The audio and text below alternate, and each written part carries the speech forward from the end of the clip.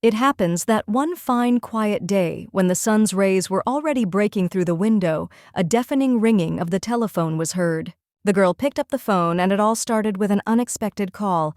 A voice said that the game had started. The main character realized that she had entered the world of a harem game. When she opened her eyes, she didn't even know when she had fallen asleep yesterday, and she wondered what that call was. The young lady does not understand what kind of room this is because it is not hers, and she became interested in where she is now. On the bed next to her lay a guy who turns to her and calls her Highness and asks if she is awake yet. The lady looks at him in surprise and does not understand who he is. However, she thinks that he is incredibly handsome and realizes that he is naked. The young man asks if she is cold and whether he should warm her up, and also asks why she needs a blanket. The main character screams and objects, saying that she doesn't need anything, and he asks Her Highness what's wrong with her and also wonders if he did something wrong during the night. The young lady replies that it is not the case, but suddenly she saw a guy with red hair who was naked. The guy put on a robe but didn't tie it, and then asks if she wants to watch again. The main character objects and says that of course he showed her his goods here, and then says that she still asks for forgiveness. The man asks what kind of dirty games this time the girl heard, was surprised and told him to tie this robe. The guy with red hair smiled and said that this was nonsense, and he was not going to participate in this farce any longer, and then said goodbye and left. At this time the girl was surprised and told him to stand, and then said that he himself was delusional because she would like him to first explain what was going on here. The fair-haired guy turns to Her Highness, and at that time the girl thought that she had forgotten about him and then told him to get dressed too, and at that time she thought that it seemed to her that she was going to go a little crazy. The young man starts crying and says that he is guilty and that it is all because of him, and therefore asks to have mercy on him, and then starts begging. The little girl looked at him and realized that he was all wounded, and she wondered if he had been abused. However, she understood that now was not the time to worry, but she began to calm him down. The lady says that if he did nothing wrong, then there is nothing to ask for forgiveness for. The girl understands that she simply cannot leave the man to suffer, and then asks if he understood her. When the guy calmed down, the main character thought that she needed to figure it out. She remembers that at first, she thought that this room was a hotel, but in the room it was clear that it was residential. And secondly, this guy and that recent man and their language clearly sound unfamiliar, but she doesn't understand why she knows it. The main character thought about something she didn't immediately understand, that this body wasn't hers, and thought that she was sleeping, and it was just a dream. The girl read in the air that, with a heavy heart, he admitted that he was forced to have relations with Princess Eldria, and he came to her to confess his guilt and offer to break up, forgive him, and save him from despair. The young lady doesn't understand what it is, and then asks the guy if he sees that thing in the air that looks like a system message. He is surprised and asks what a system message is, and the lady realized that this thing is invisible to him. The main character thought that until he considered her completely ill, it would be better not to ask thoughtless questions, and then she tells him to forget about it. The little girl understands that first of all she needs to calm down and analyze everything, because 3 people were mentioned in that strange game notification. He who swore his love to her was forced to have relations with Princess Eldria. The lady with the red hair asks the guy who that was just now. He wonders if she's talking about Prince Edson Volodya. Hearing this, the girl realized that the last prince was Volodya, and then said that it couldn't be and thought that it was just like in that notification, and she became interested in whether she really ended up in the game. The baby understands that the cursor moves by itself, and it turns out that the last prince is Volodya, and he is congratulated on completing the quest because he received unforgettable feelings from Edson Volodya. The lady read that an unknown error had been detected and realized that she had been reborn as a minor character in an automne game that someone was currently playing. When the main character woke up, she realized that she had been reborn as a secondary character from the game, and when she saw the error, she thought that it could be because of her, and she couldn't even believe how something like this could happen in reality. The little girl thinks that there is 1 chance in 10,000 that this is true. However, she became interested in how she can return now because she saw this game notification again. The last prince of Velod, for some unknown reason he could not become a prisoner and is now her unique ally. However, if she does not get rid of the hatred locked in the depths of his soul one day, he will leave her, and soon she will become the maid of the Princess of Eldria. In order to punish her, she will have to find her weak point and spread scandalous rumors about her and show that she is an ally in his hatred. The girl realized that it looked like someone was continuing to play, and judging by the notifications, the owner of the body in which she was reborn soon, and then smiled and said that this was no longer a joke. A naked guy asks a lady if she's okay. The main character asks his name and then explains that she thinks she's lost her memory. The guy says that Her Highness Princess Viot of the Empire is the only blood and flesh of His Majesty the Emperor, and she is 23 years old, and she is the next claimant to the throne. Hearing this, the main character was surprised, and then asked how the Emperor's other children were, and also wondered if he shouldn't have a whole bunch of heirs. The young man reports that His Majesty the Emperor had many mistresses, but he did not wish to have offspring, and she was his only sister, so her position gradually grew and many sought her favor. The lady asks what about Edson, and then asks if she took him by force, seeing that the guy is a little embarrassed and says that everything is fine and let him talk. The young man reports that it wasn't that she refused men who came into her arms, but that she was simply more interested in those who resisted her, and Prince Edson Velod also refused His Highness's offer. 2 months after the capture of the Kingdom of Velod, she named him a military professor, and to prevent the fall of his country, he knelt down. The guy says that he heard that he particularly resisted the order to share her bed, and the reasons are unknown to her. Hearing this, the main character thought that at least she knew Edson fell in love with the main character of this game, but he had to leave her and sleep with the hated woman. The little girl understands that for game characters, such an incredible story is quite ordinary, but seeing it with her own eyes. The lady says that judging by his words, she is not a very good princess, and then asks why he stays next to her. The young man reports that he is Her Highness's concubine, and that she did not abandon him and gave him shelter as an inconspicuous, worthless man. Hearing this, the main character thought that such a princess could not help but have a concubine, and judging by the way he begged for mercy, she treated him lousy. The princess turns to the Nodric and asks if she can trust him. The guy says that of course he can, and she says that he will have to help her. A few days later, the maid says that Her Highness has been behaving strangely lately and has not left his room for several nights and is holding only one hostage. When the maid saw the mistress, she was surprised and asked if she had left her room. The princess said that they were not too noisy. The maid realized that she had done something wrong and then said that she had committed a mortal sin, and at that time the main character became interested in whether she had said everything correctly, and also wondered if Princess Eldria would have said so. The young lady understands that in these 3 days she has learned a lot about this world of Odnadrik, and then she looked at her clothes and understands that it is beautiful, but she would like to have some more comfortable dress, and she cannot get used to the clothes here. The girl does not understand whether she should get used to it, because the owner of this body is the Princess of the Empire and the sworn enemy of the main character, Eldria Viot. The main character thinks that she is lucky because she got stuck in a relationship simulator, and even with the harem genre and became a villain, hated by everyone with a sad ending, and believes that now the upcoming future is only death. The little girl believes that she must survive at any cost and get rid of the role of the villain, and the only clue for her now is the system notifications of the main character. However, she would like to get the selection menu because it could become her most powerful weapon. The maid turns to Her Highness and asks if she needs anything, and at that time the main character thought that she must do everything possible, and then orders Edson to be called immediately Veloda. The guy with red hair asks in surprise, "What's going on?" Edson Velod is the main character's man mentioned in the game notifications. The lady offers him to sit down first, and he says that this will be his last service. The lady asks if he says that next time he won't come, even if she calls, and at that time she thought that this guy was interesting to the princess and considers him poor because he was abused, and now he stands there agitated, thinking that she will drag him into bed again for the sake of laughter. The guy claims that she did what she wanted and then asks if she is tired of herself.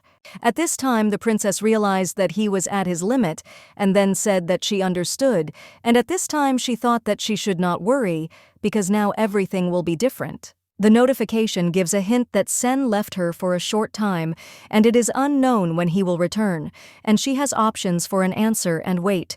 B. Find the Princess V. Go to Rovia, who is waiting in her room. The girl read the name Rovia and realized that this was the name of one of the princess's 3 concubines that Nadrika had spoken about. The lady thought that she was sorry, and if she had chosen the answer, she would have been able to recognize the face of the man who intended to finish her off. A system alert informs her that Rovia tried to kiss her. He laments that she has not come to him for a long time, and if she does not accept his feelings, his love for her may weaken. However, if she on the contrary drags out time, then Edson may return, and therefore she must make a wise decision to either accept the kiss or not accept the kiss, to have a connection. At this time, the main character was surprised and looked at Edson and thought that it seemed that he alone would not be enough for her, and then she says that, let him do what he wants and how he wants. Hearing this, the man was surprised, and she smiled and asked if he regretted that she was letting him go like this. The man claimed that this was nonsense, and she said that she would grant him a plot of land. Edson asks what she is saying, and the lady explains that she has nothing in mind, and that is for sure, and then says that if he wants, he can take any person from the palace with him, and for example, it could be his beloved. The lady looked at the guy and thought that she would try to harm her, and she wondered if he would decide to run away with her. Edson suddenly grabs the lady by the neck, and seeing this, the maid screams and turns to her highness and says that there is no one outside, but she will call the guard. The princess assures that everything is fine, but the man tells her not to touch her. The lady offers him to do what he wants and also asks if he lacks gunpowder. The man says that if she lays a finger on his beloved, he will kill her, and then suggests that she remember that he will make her pay for everything, both for making innocent people scapegoats and for considering human lives to be absolutely nothing. The young gentleman says that he will definitely let the whole world know what dirt is hidden behind the seductive appearance, because he believes that she will not like it. The main character asks if he knows her well and also wonders if she would start talking empty words. After these words, the man knelt down and asked to spare her, and if Uriel was left alone, he would not care what would happen to him. At this time, the young lady thought that now he sees pure evil in front of him, but he understands that in fact the object of his anger and curses is not her. The princess reflects on the fact that she is not to blame for his misfortunes, because she considers herself to be exactly the same victim, because she was deprived of herself and her own world, finding herself in this game against her will, and she does not understand why she should stand here and listen to how she is being vilified. Eldria wonders if all he can do is curse her with pathetic words, and then says that she is able to make everything he said come true. The main character believes that Uriel in this game jumps into other people's beds, neglecting Edson, and he easily sacrifices himself for her and understands that she is not able to tell him. The lady suggests that he should not be afraid because she will not do anything to him or her if he does not wish it, and asks if he wants to know why, and then says that he is a pathetic man and she is tired of him because he has become boring to her faster than she thought, and even to the toy that she really wanted, she loses interest when she gets it. The maid turns to her highness and says that she has an unhealthy complexion, and the lady says that she is a little tired, and if you think about it, she has been serving her all day today and asks her name. The maid says that her name is Hess, and she is his highness's personal maid, and the princess says that that's all for today, and that she should go and rest. When the main character went to bed, she thought that she was very tired, and thought that she had changed the development of the game, and therefore now she had to watch what would happen next.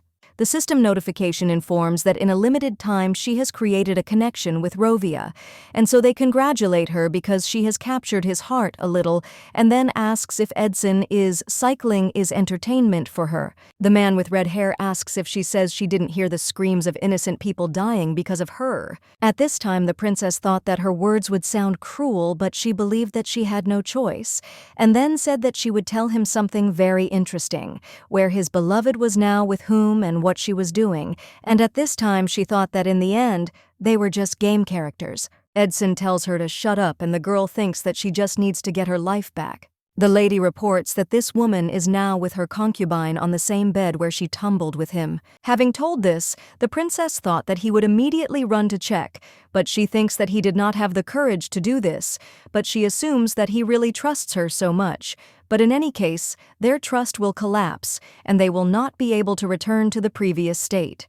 The system notification informs that the interests of Rowia towards her have dropped a little. Seeing this, the main character is surprised because she does not understand, because she thinks that everything was going well. The notification says that Rovia wanted the princess's love but couldn't get it.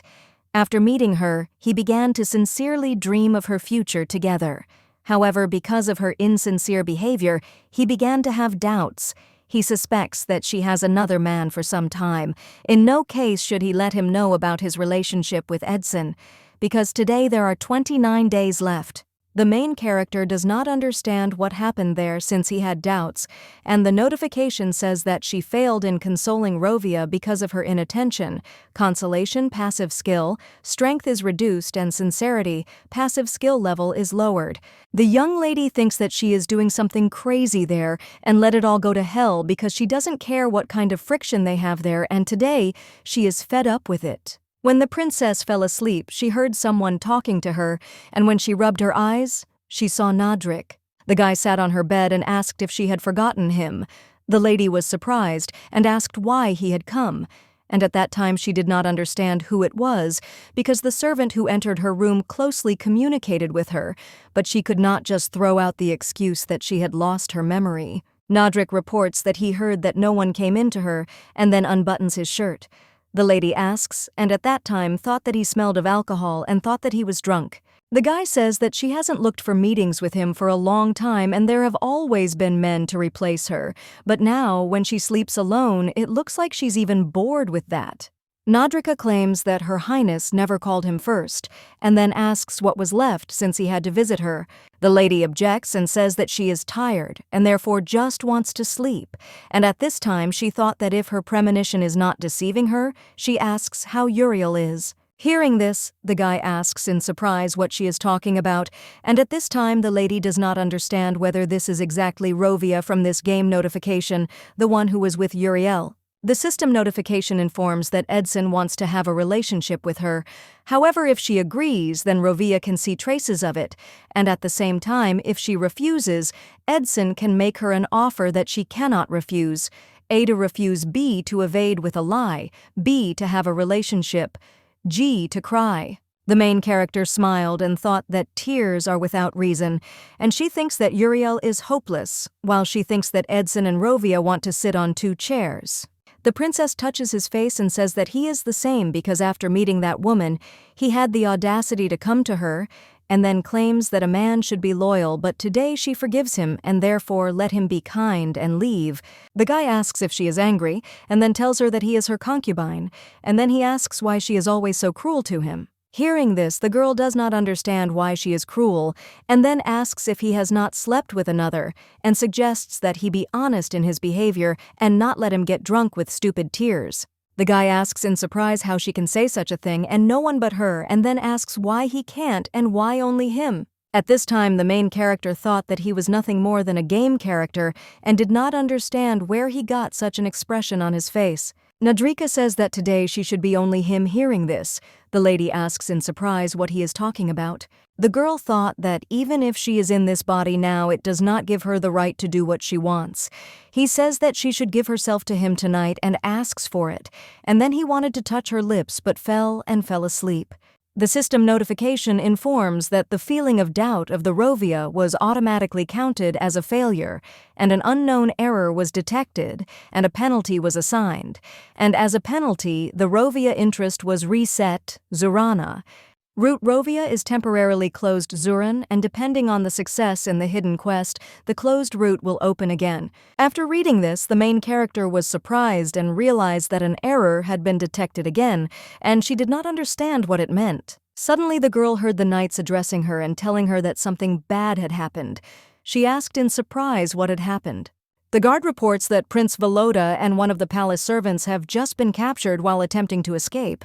At this time she realized that a hidden quest had begun, in which it was written that at the crossroads of life and death, she risked escaping in the middle of the night with Edson, who lived in the palace and was widely known as the princess's lover, and now the whole world has learned about his secret lover, and she must protect her and Edson's life from the princess's rage. The maid says that Her Highness has even pressed the servants and does not understand how she is going to deal with Prince Velod.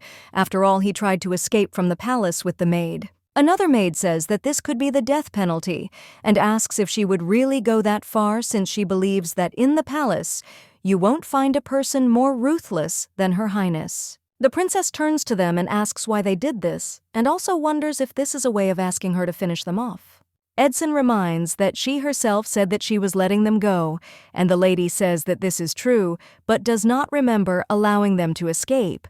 Uriel away from him because who knows what she might get into her head. The lady claims that she promised that she would not do anything, and at that moment I looked at him and realized that he did not believe her at all. And then I looked at the maid and realized that I finally saw her. Uriel is the main character of this game, who has not a shadow of fear on her face and is not afraid of death, because she believes that she will not die at the hands of a secondary character. The main character does not understand where she gets the feeling that she is familiar to her and as if she has met her before. Elson says that she can finish him off, but let him let this girl go, and then asks if his life is not enough to calm her anger. The princess asks if he really wants this, and also wonders if he values this girl, or if the price of the life of the royal family of Veloda is so small. The man turns to the maid and says that everything is fine, and also calms her down, and then turns to the mistress and says that he said that now the most important thing in the world for him is to protect her. The system alert said that Princess Eldria knows the truth about him having fun with her concubine, and her patience is running out, and she must appease the princess's anger, and therefore must choose carefully because Edson's life depends on it. Veloda. Uriel chose the answer to claim that she is not connected to Edson in any way, and then she says that nothing connects her to this man, and she screams and says that he dragged her along with him by force. The princess says that she will let them both go. Hearing this, the man asks in surprise what she is talking about, and the lady explains that she will give them so much money, in addition that they will not spend it in their entire life, but on the condition that they never come back here again. The main character believes that while Uriel is nearby, Edson will not think about the place, and he will not attempt on her life. The princess understands that it is more difficult with Uriel. Edson is not enough for her, so she will probably want to stay in the palace, but she thinks that it is better for her to surrender. Rovia enters the room and asks the maid why she is here with him. The main character thought about Edson now. He saw everything with his own eyes, and finally understood that Uriel actually has another, but he understands that even though he is trying to hide it, it is clear that he was seriously wounded. A guy with blonde hair turns to the maid and asks how she could do this to him.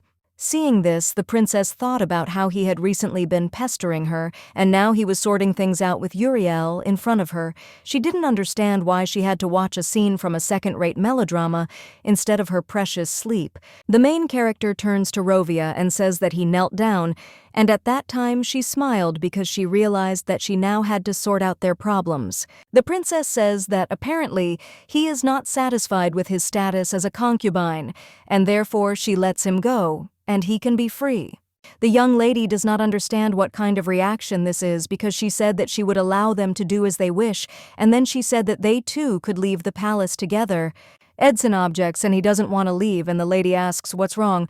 Rovia says that this bastard has no pride at all. The system notification says that the item Broken Heart once cannot be put back together, and in the future, no matter what he does, Edson will not leave her, and this item can disappear, and she must be careful. The main character looked at Uriel and saw that she was laughing and thought that this situation was amusing her, and then said that that was all. The maid turns to Her Highness and tells her screaming that she does not want to leave the palace because she thinks that leaving with this man is stupid because she came here to serve Her Highness. Uriel claims that she is truly innocent and therefore asks to be allowed to stay and serve her personally. At this time, the princess realized that she had decided to find out her weak spot and thought that she was a complete idiot. The maid said that she did not want to run away from the beginning, but this man forced her.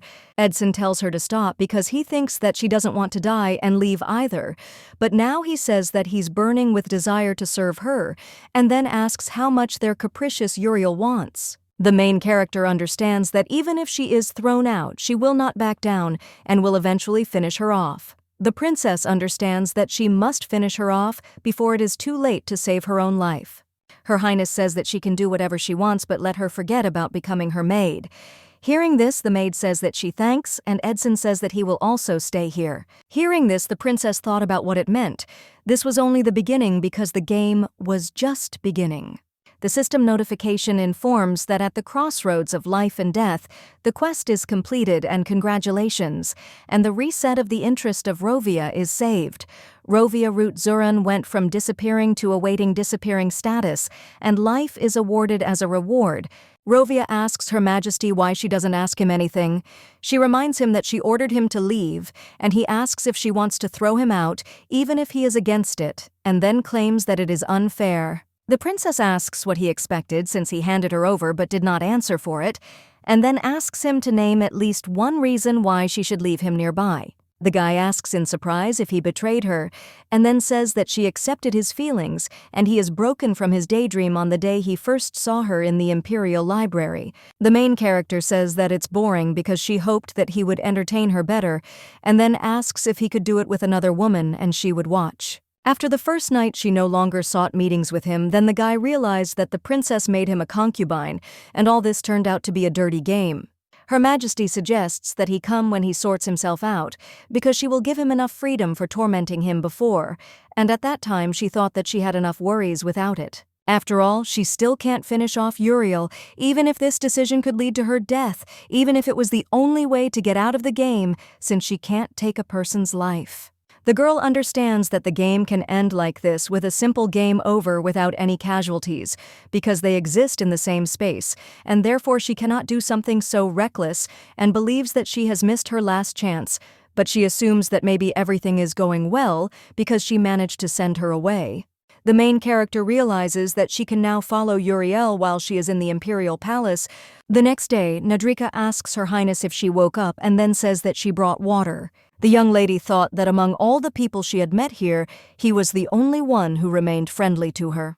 The guy asks if everything is okay because she has bags under her eyes. She explains that she has been very tired lately and thought that she has been constantly tormented by insomnia since she was reborn in this body, and therefore believes that this is the reason for her fatigue. The girl reflects on the fact that this is not the first time she has heard this question from her close associates, but she wonders what about them, and then asks if this bruise on her neck is her doing. The princess thought that it was terrible, but she realized that she had no intention of getting into the past so as not to create awkward situations, and then she said that she would lose the question of whether she left this bruise.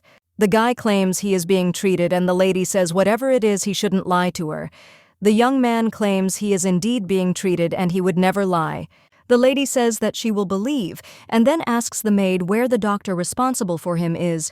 The maid informs Her Highness that it is forbidden to touch the property of the imperial family because such are their customs, and the guy tells the lady that he is definitely fine because he usually takes care of his own treatment. Forgot something and orders the medicine to be brought. The maid looked at her in surprise, and the mistress asks if she is also not allowed to touch him. The maid got scared and then said that she would bring everything in a moment. The young lady turns to the guy and tells him to undress right now. Upon hearing this, the guy was surprised but did everything as the lady ordered. The girl tells him to be patient for a little while, but when she saw his wounds, she was surprised at how evil a person can be. After she treated his wounds, Nadrik thanked the lady, but she says that he didn't even look at her. The guy was surprised because she was simply doing something like that for someone like him, and it worried him. Hearing this, the lady reminded him that she had already told him not to show himself weak in front of others. The young man says that he wants to be exactly like this in front of Her Highness, and then asks if this can be done. Eldria thought that she understood that the passion in his gaze was the product of the belief that a real princess was taking care of him, and that he was not seeing her in front of him, and then he said that he couldn't do that.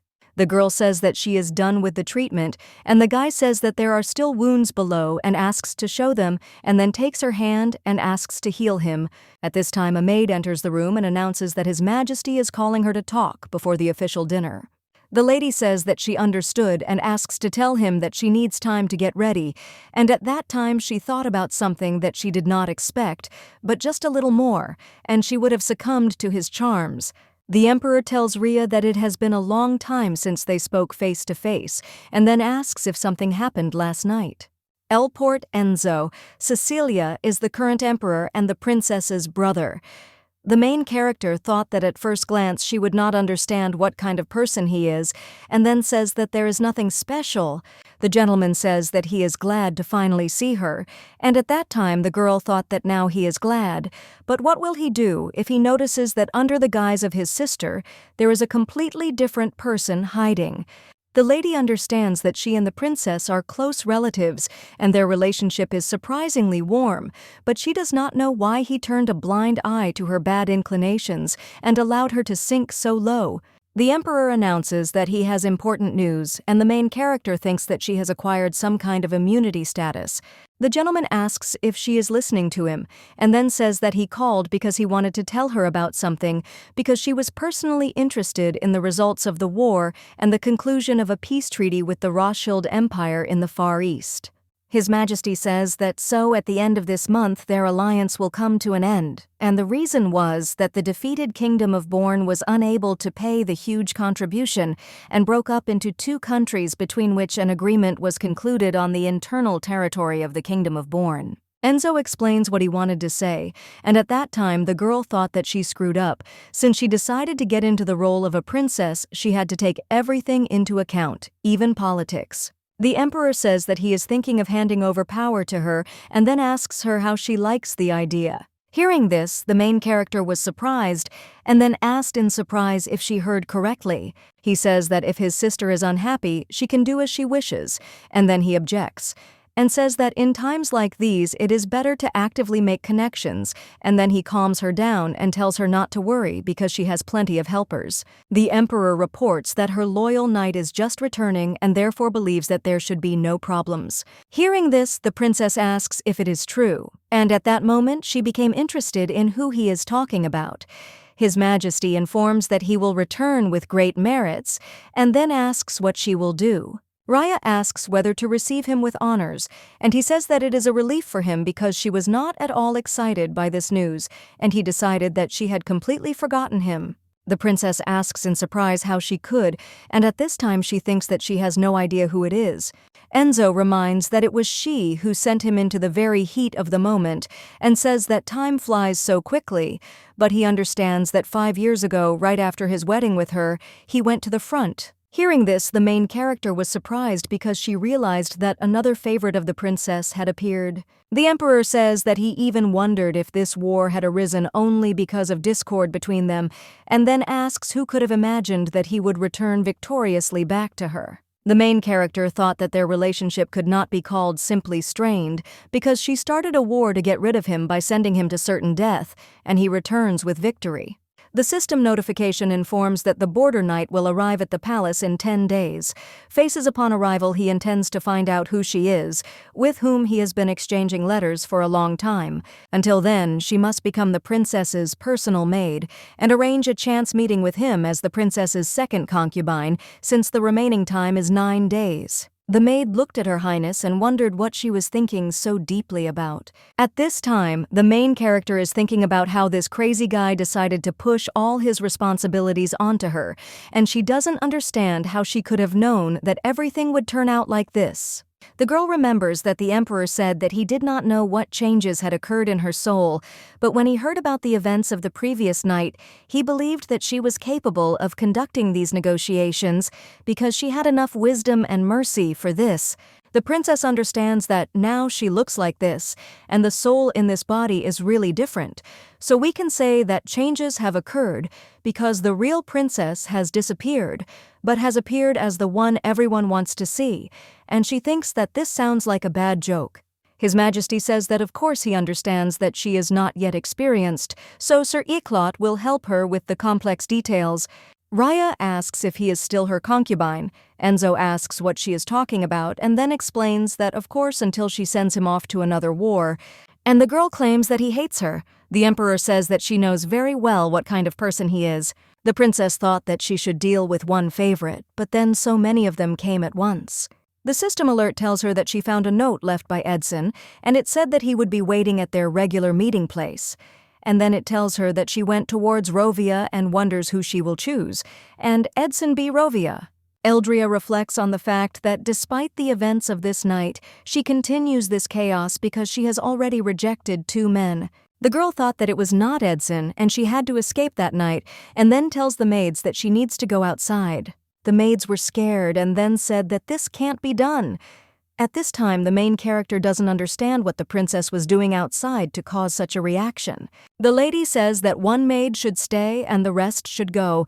Hearing this, the maid screams and says that she will take care of her highness and then runs up to her and falls on her knee. At this time, the young lady thought that this girl was full of surprises, and if she had gone a little further, she would have crushed her to the floor. The maid turns to her highness and asks to forgive her and then says that she is ready to do anything to atone for her guilt. The main character asks her name, and the maid replies that her name is Daisy, and then asks not to finish her off because she is terribly, terribly guilty. At this time, the girl thought that she herself did not notice how she laughed and then asks Daisy if she is okay and if she hit her head. The princess says that she will spare her if she stops crying. Hearing this, the maid is surprised and asks if this is true, and does it mean that she will not punish her. Raya suggests that she tell him as punishment where there is a secluded spot in the palace park. When the young lady went outside, she thought that now she had come to life a little and understood that the day was not over yet, but her heels were already burning from fatigue, and she felt as if a hurricane had swept through her world, trembling before the Princess Nadric, thirsting for her love Rovia, Edson, who mortally hates her, and the terrifyingly unknown Iklot. The main character understands that these are strange connections, neither love nor trust nor mutual understanding. The girl does not understand whether she will be able to return to her real world, and she wonders what if she has to live like a princess stuck in this fictional world imposed on her. Eldria doesn't know what to do, and suddenly she saw a guy named Edson standing near the tree. The message says that she found a note left by Edson, which stated that he would be waiting at their regular meeting place, and she was walking towards Ravaya, and then asks who she would choose, Edson Ravaya. Uriel turns to the young gentleman and asks for forgiveness, and explains that she almost did something stupid. She says that when he saw them with Edson during the interrogation of the princess, she understood everything, and then claims that she cannot escape from him with him.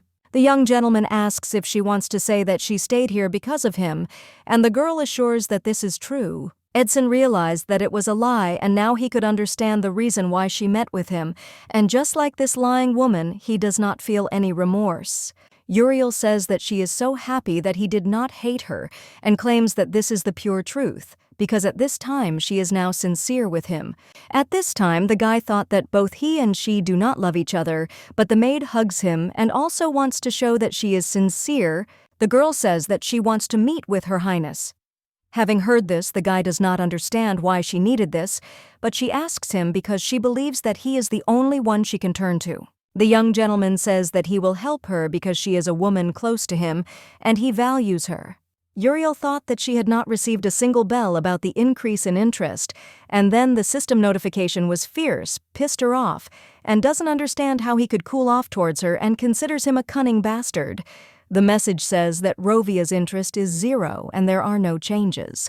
The maid thought that after the skirmish with the princess, the game reset all progress, and she understands that if it continues like this, the route will close, and she thinks that all her attempts to fix the situation have ended in failure. The maid doesn't understand what to do and thinks that she can stay aside and watch, but she knows that it shouldn't be like this because she is the main character of this game, and then screaming, she says that it's time for him to return to her. Uriel saw the princess's concubine, and of course was happy because she had a plan for him. At this time, the main character greets Rovia and thought that this must be the place where he is going to meet Uriel. At this time, the guy leaves and the girl asks him to wait and thought that they could just disperse, pretending that they did not see each other, but she believes that even though they both feel awkward, she cannot leave everything as it is. The lady grabs the man by the hand and asks where he is going. He is surprised and asks why she grabs him, because he thinks that they are not in the right relationship to bow to each other.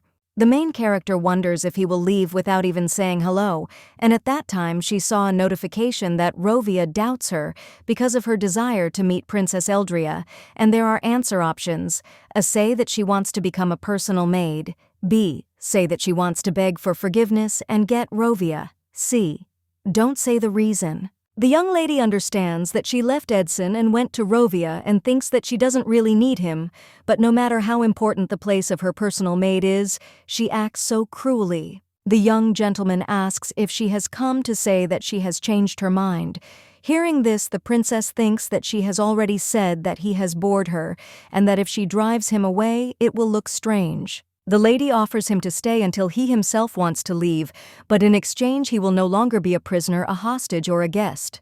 Rovia asks in surprise who he will be then, and the girl explains that she will give him the opportunity to stay in this country, but he will have a position here, and this is what she is offering. The young gentleman asks in surprise if she thinks this is possible for him. The main character asks where he would go if he ran away from the palace, and then tells him to pay if he wants to live here, and if he doesn't want to, he can go to work. Although for this, he still needs to have housing. Hearing this, the guy asks in surprise if she understands what she is saying and thinks it is nonsense, and she says that from this moment on, nothing connects them, as if they were strangers. The lady says that she has not forgotten what she did before and knows that he cannot stand her so much that he wishes her death, and then offers to bury his hostility because she believes that he will not succeed, and she will never forget such a favor. The lady says that he can even live here with his beloved and she will accept it, and the guy asks if this is the end because he understands that she gave him up so easily. Hearing this, the main character thought that he must be devastated and irritated, and her words made him completely confused. The prince says that with such insignificant feelings, she destroyed his country and mercilessly dealt with his people. He asks if he repays her for everything, then maybe he will feel better. The guy looked at the lady and asked why she was crying, and then said that it was strange because he never expected this and thought that it was completely unlike her. The young gentleman asks her to confess whether she is making fun of him again. The main character heard this and did not understand how she could tell him that she was not the princess he knew, and believed that they were so similar because they both ended up in a world alien to them and both were powerless to change anything. The girl asks for forgiveness and then says that she is sorry, and at that time he thought that if she had appeared here a little earlier, he would not have had to experience so much suffering. Rovia screams and orders him to stop and stop messing with his head. He asks her to stop. At this time, a maid came up to them and asked Edson where he was, and also wondered how long he had been waiting for her. At this time, the main character does not understand why she hid and why she suddenly burst into tears in front of him. Uriel hugs the gentleman and asks for forgiveness. He says that it's nothing because he didn't wait for her for long, and she explains that she didn't apologize for that. The young gentleman says that he only needs her and that these are his feelings, and then says that in time he will tell her, because he believes that she has a right to know. Eldria doesn't understand why she decided to stay and not run away, and at that time she thought that he loves her very much, and she can't find such a devoted man, and she thinks that it's amazing and so slick that it's not funny anymore. The system notification says that under these conditions, he still chooses her and asks what her actions are. A, to say that it is hard to look at him and break up. B, to thank him and have a connection. C, to have a connection with special passion right now. After reading this, the main character does not understand that right here and now and what other options there are, and thought that maybe this notification is joking. The girl thinks that even if she offers this, Edson will refuse, and at that time she thought that he knows that she is hiding here and thinks that she should choose option A. The young lady thought that this girl has no brakes.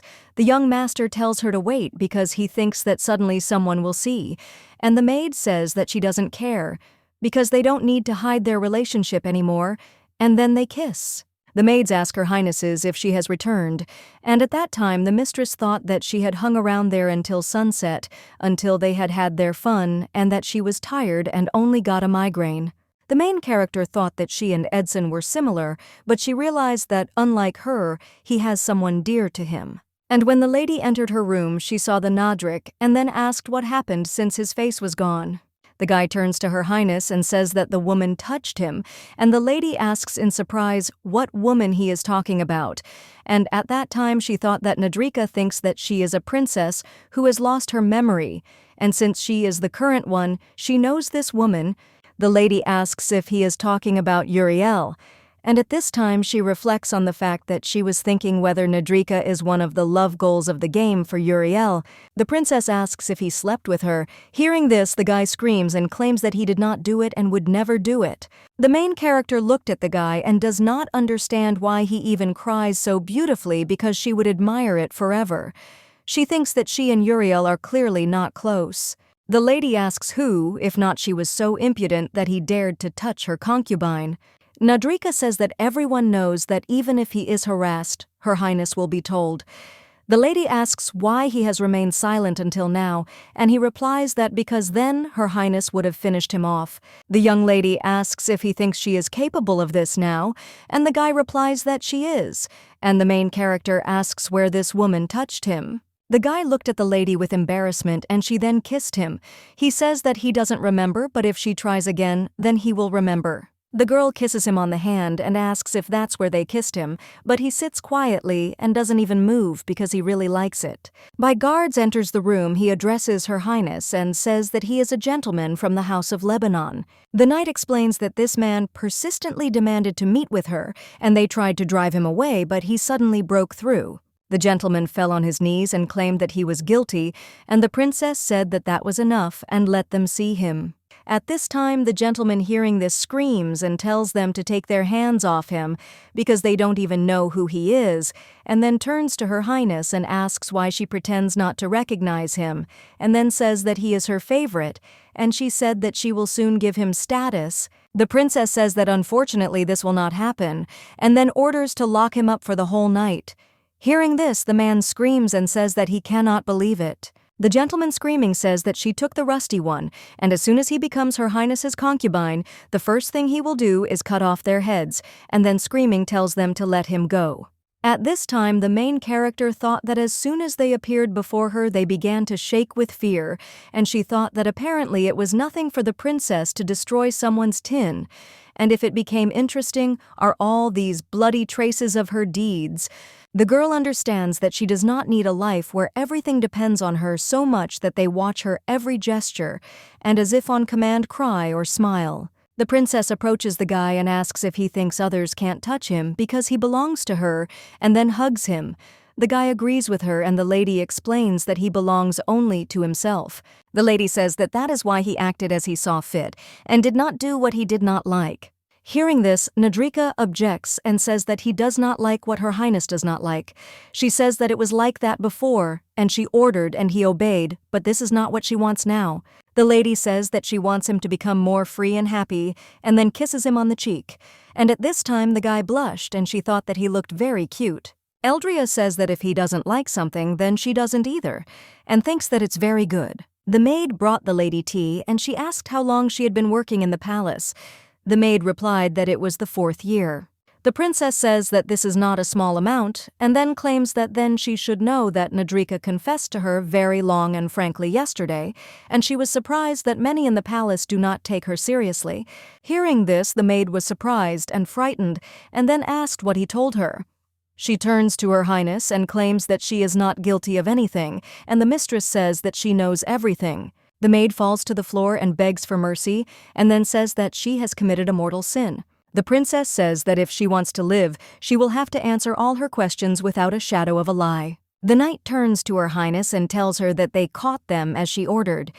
Edric looked at the servants and says that since they all recognize each other, they understand what crime unites them. The main character claims that their shamelessness has crossed all boundaries, and she knows everything they have done. The girl thought that they had a bad example before their eyes, not only in the person of the princess, but also that the owner of the palace himself taught them to humiliate those who were weaker than them, who could mockingly lure anyone into his bedroom and throw them out.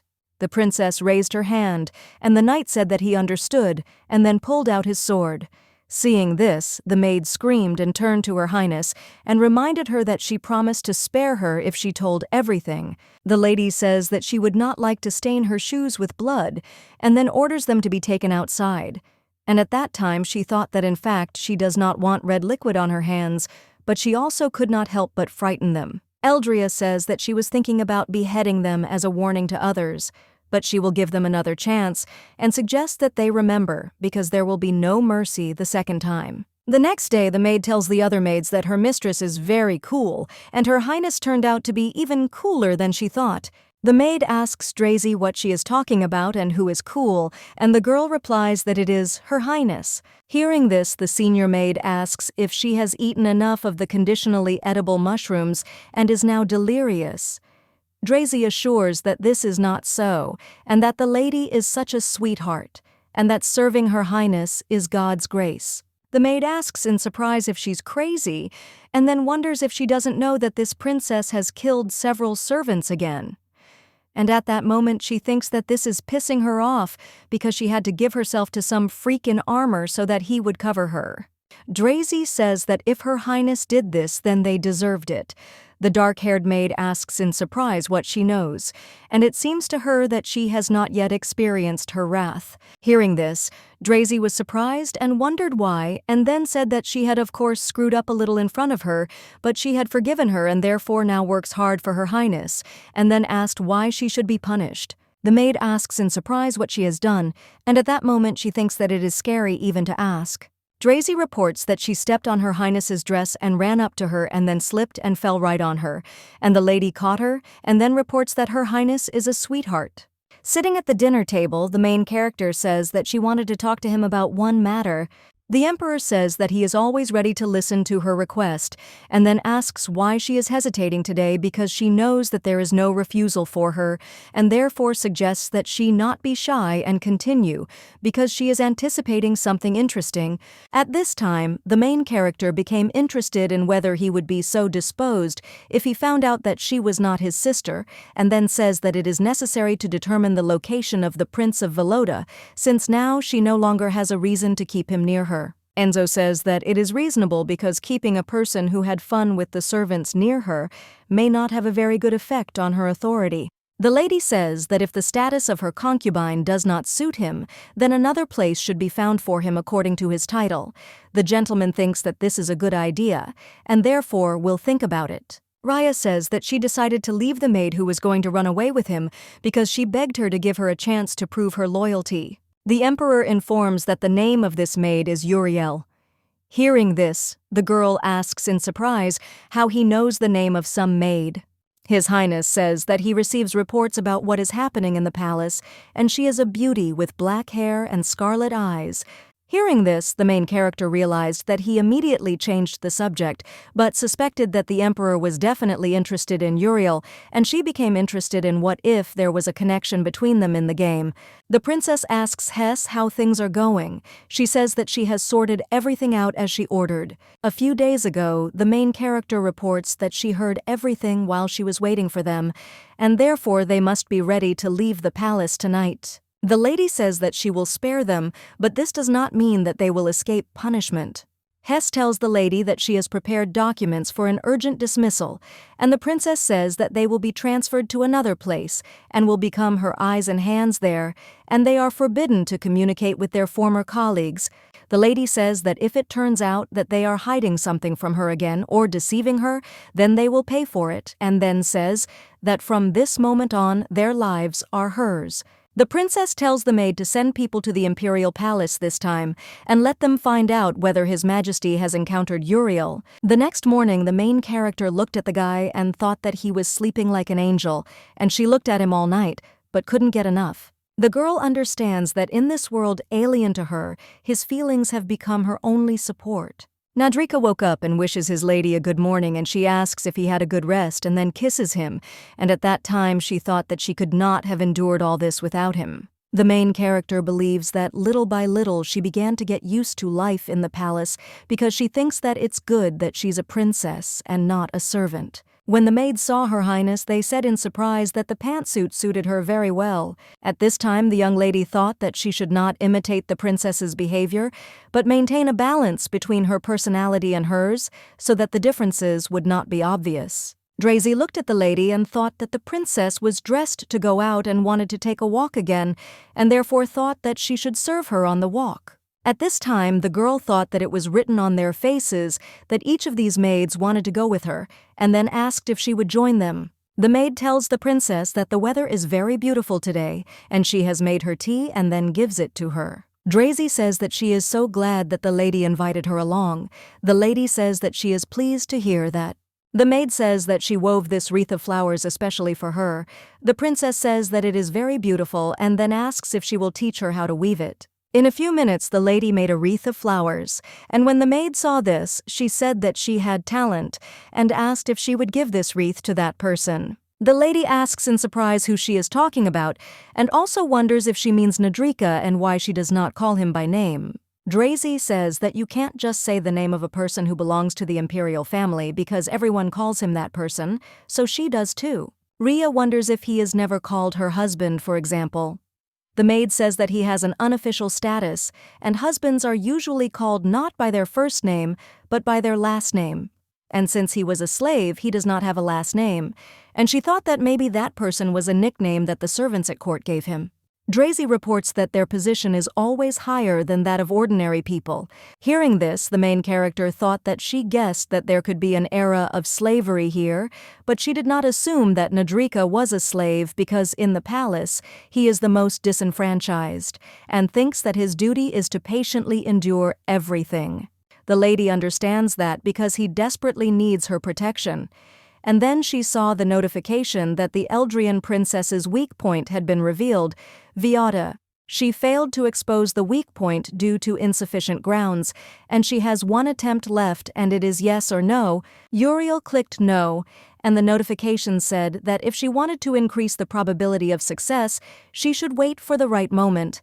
At this time, the maid thought that she had failed again, and she wondered if this was a hint now. The guy turns to her and she asks in surprise why he is here. Rovia wonders if he can ask why she came to Her Highness's palace, and then reminds her that he told her to wait. Uriel asks how long she should wait because he only promises, but she doesn't believe in words but in deeds. The girl asks him to admit that he can't help her, and then asks if he thinks she won't find another way. The guy touches her shoulders and suggests that she not be angry, but trust him, and then asks if he is her lover. Uriel looked at the gentleman and thought that he was lying because she knew that the level of interest had been reset, and he was probably pretending because he needed her for some reason. The gentleman says that if she tells him why she wants to meet the princess, he will find the best way to arrange it, and believes that after what happened, she should not catch her eye for now. Hearing this, the girl asks in surprise if she really didn't call him after that night. But in response, there was only silence, and she says that she hit the nail on the head and asks if he understands that the lady found out about their relationship, but still left her in the palace. The maid claims that the mistress has lost all interest in him. Hearing this, the guy agrees with her and says that he knows it. The girl doesn't understand that he even knows, because this woman has become a completely different person, and the aura emanating from her every gesture and habit. Even the facial expression is different, and she doesn't understand what happened to her. Uriel suggests that this could be a consequence of her intervention that is now manifesting itself, and she didn't even suspect it. At this time, the main character asks the maids what they managed to find out. The maid reports that no one has seen Uriel in the imperial palace. Rose and they checked it through Her Majesty's maid, and the information is accurate. The princess became interested in why Uriel had not yet met the emperor, and understands that it is good if they are not connected, but if the emperor himself is involved, then she will not be able to sit idly by any longer, since she knows that Uriel is looking for her weak spot. Hess turns to Her Highness and asks where to put the wreath that she brought, and the princess replies that she should leave it on the table. And at that time she thought about what she should tell Nadrika, that they need to be away from each other for a while. Rhea is thinking about how Nadrika didn't come last night. Although she waited for him until late, it's not like she wanted him to spend days in her bedroom. The maid informs Her Highness that Mr. Zuran has arrived, and the lady suggests that he come in. The man says that by order of the Emperor from today onwards, he will teach Her Highness. Seeing this in a person, the girl was surprised because it was Rovia, and she did not understand what he had just said. The man says that according to the legend of the country's foundation, the leading ideology from early times was the education of the workforce and strengthening of defense, and then asks the princess if she is listening to him. The lady claims that she is listening to him, and at that time she thought that she immediately needed to find out who Zuran was because she did not expect that it was Rovia's last name. Ria remembered that when she asked the emperor to find an advisor on diplomatic issues, he said something strange that he would tell Zuran in secret that she needed him, and then smiled and said that he understood her feelings. The main character thinks that now it is clear to her because he decided that she wants to return the concubine who has cooled towards her, but her pride is too hurt to call him personally, so she needs help. However, she does not understand what the emperor thinks of his sister. Rovia tells her to repeat what he just said.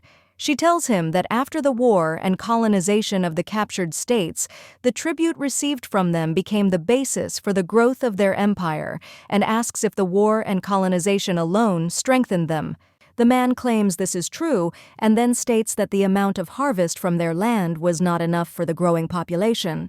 The gentleman says that there was a shortage of agricultural equipment because every year there was less and less land suitable for cultivation, and in addition, in the center of the continent where the Orbit Empire was located, there was a cold climate, and the situation was worsened by the fact that land rent was increasing, and in cultivated areas crops were perishing from frost.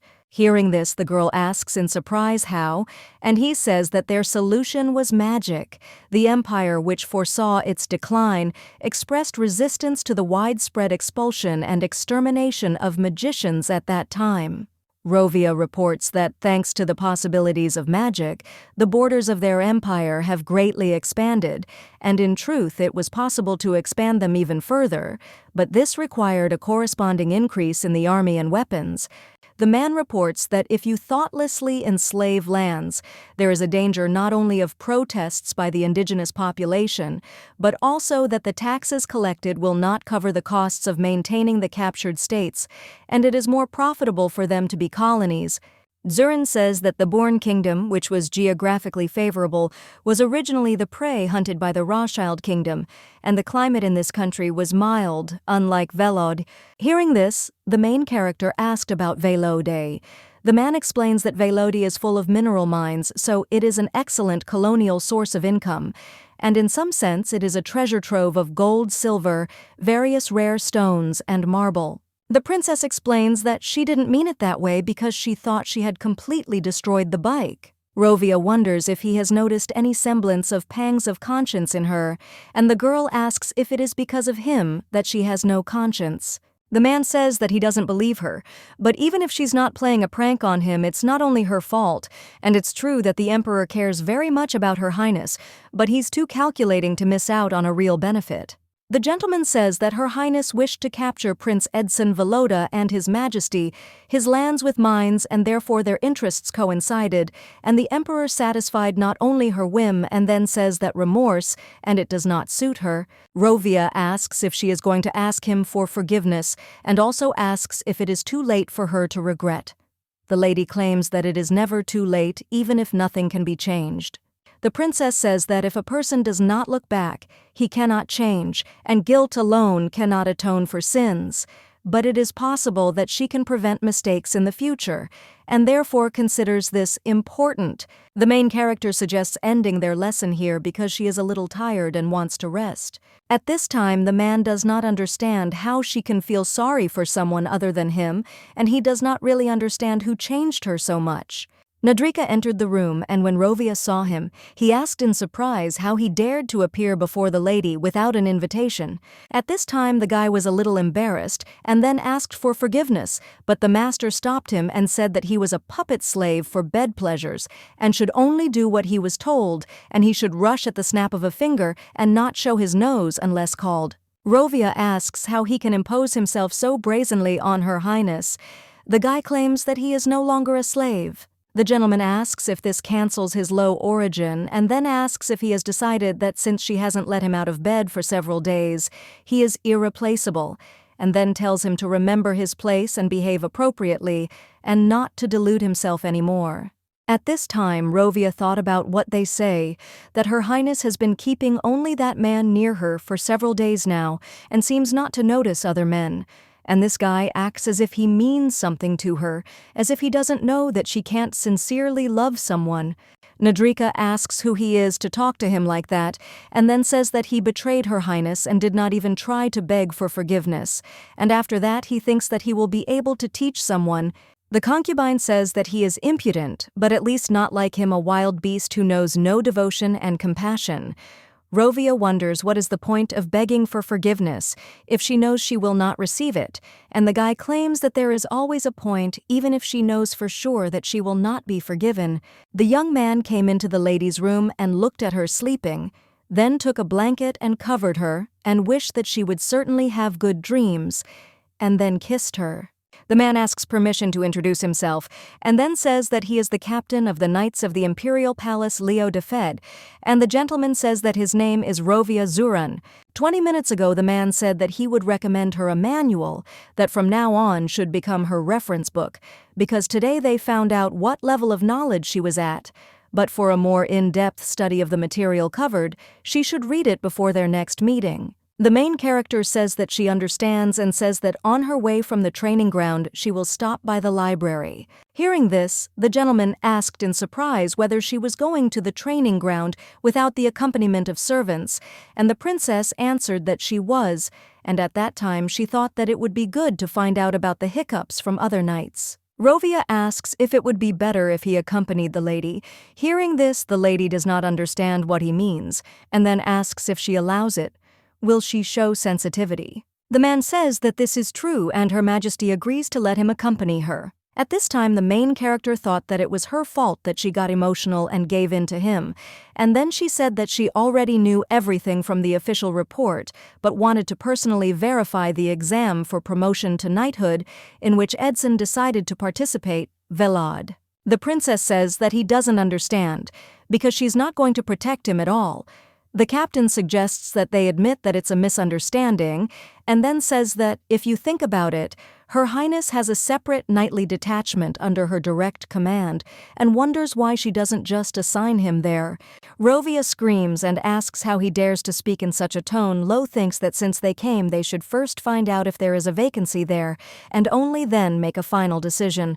At this time the young lady does not understand what kind of reaction this is, and thinks that the princess has laid her hands on the knightly order, but it is obvious that this man cannot stand the princess, and does not even try to hide it, and therefore thinks that it is useless to talk to him further, and then says that it is time for them to go. The knight captain says that the advance party will soon arrive with victory, and therefore he is busy and asks for forgiveness from His Highness. Rhea thought that it turned out that her knightly squad was located next to the 6th training ground. Rovia angrily says that he should go back and teach him some manners, and says that it is clear that he holds a grudge against her since he is Sir Face's closest disciple. Hearing this, the lady thought that he was a friend of the princess's second concubine, whom she had sent off to war, and therefore his disgust for her was understandable.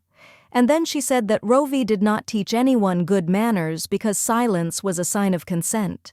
The girl wonders if sunbathing is allowed on the training ground since she saw half-naked knights. The man shouts and announces that Her Highness has arrived, and they must get ready and line up quickly. At this time the main character looked at the naked bodies and did not understand what kind of parade of naked male bodies this was. The knight asks Her Highness if she wants to hunt, because he has prepared a helmet and a stronger saddle, so that the same thing as last time does not happen. Hearing this, the girl became curious about what happened last time and assumed that she fell off her horse.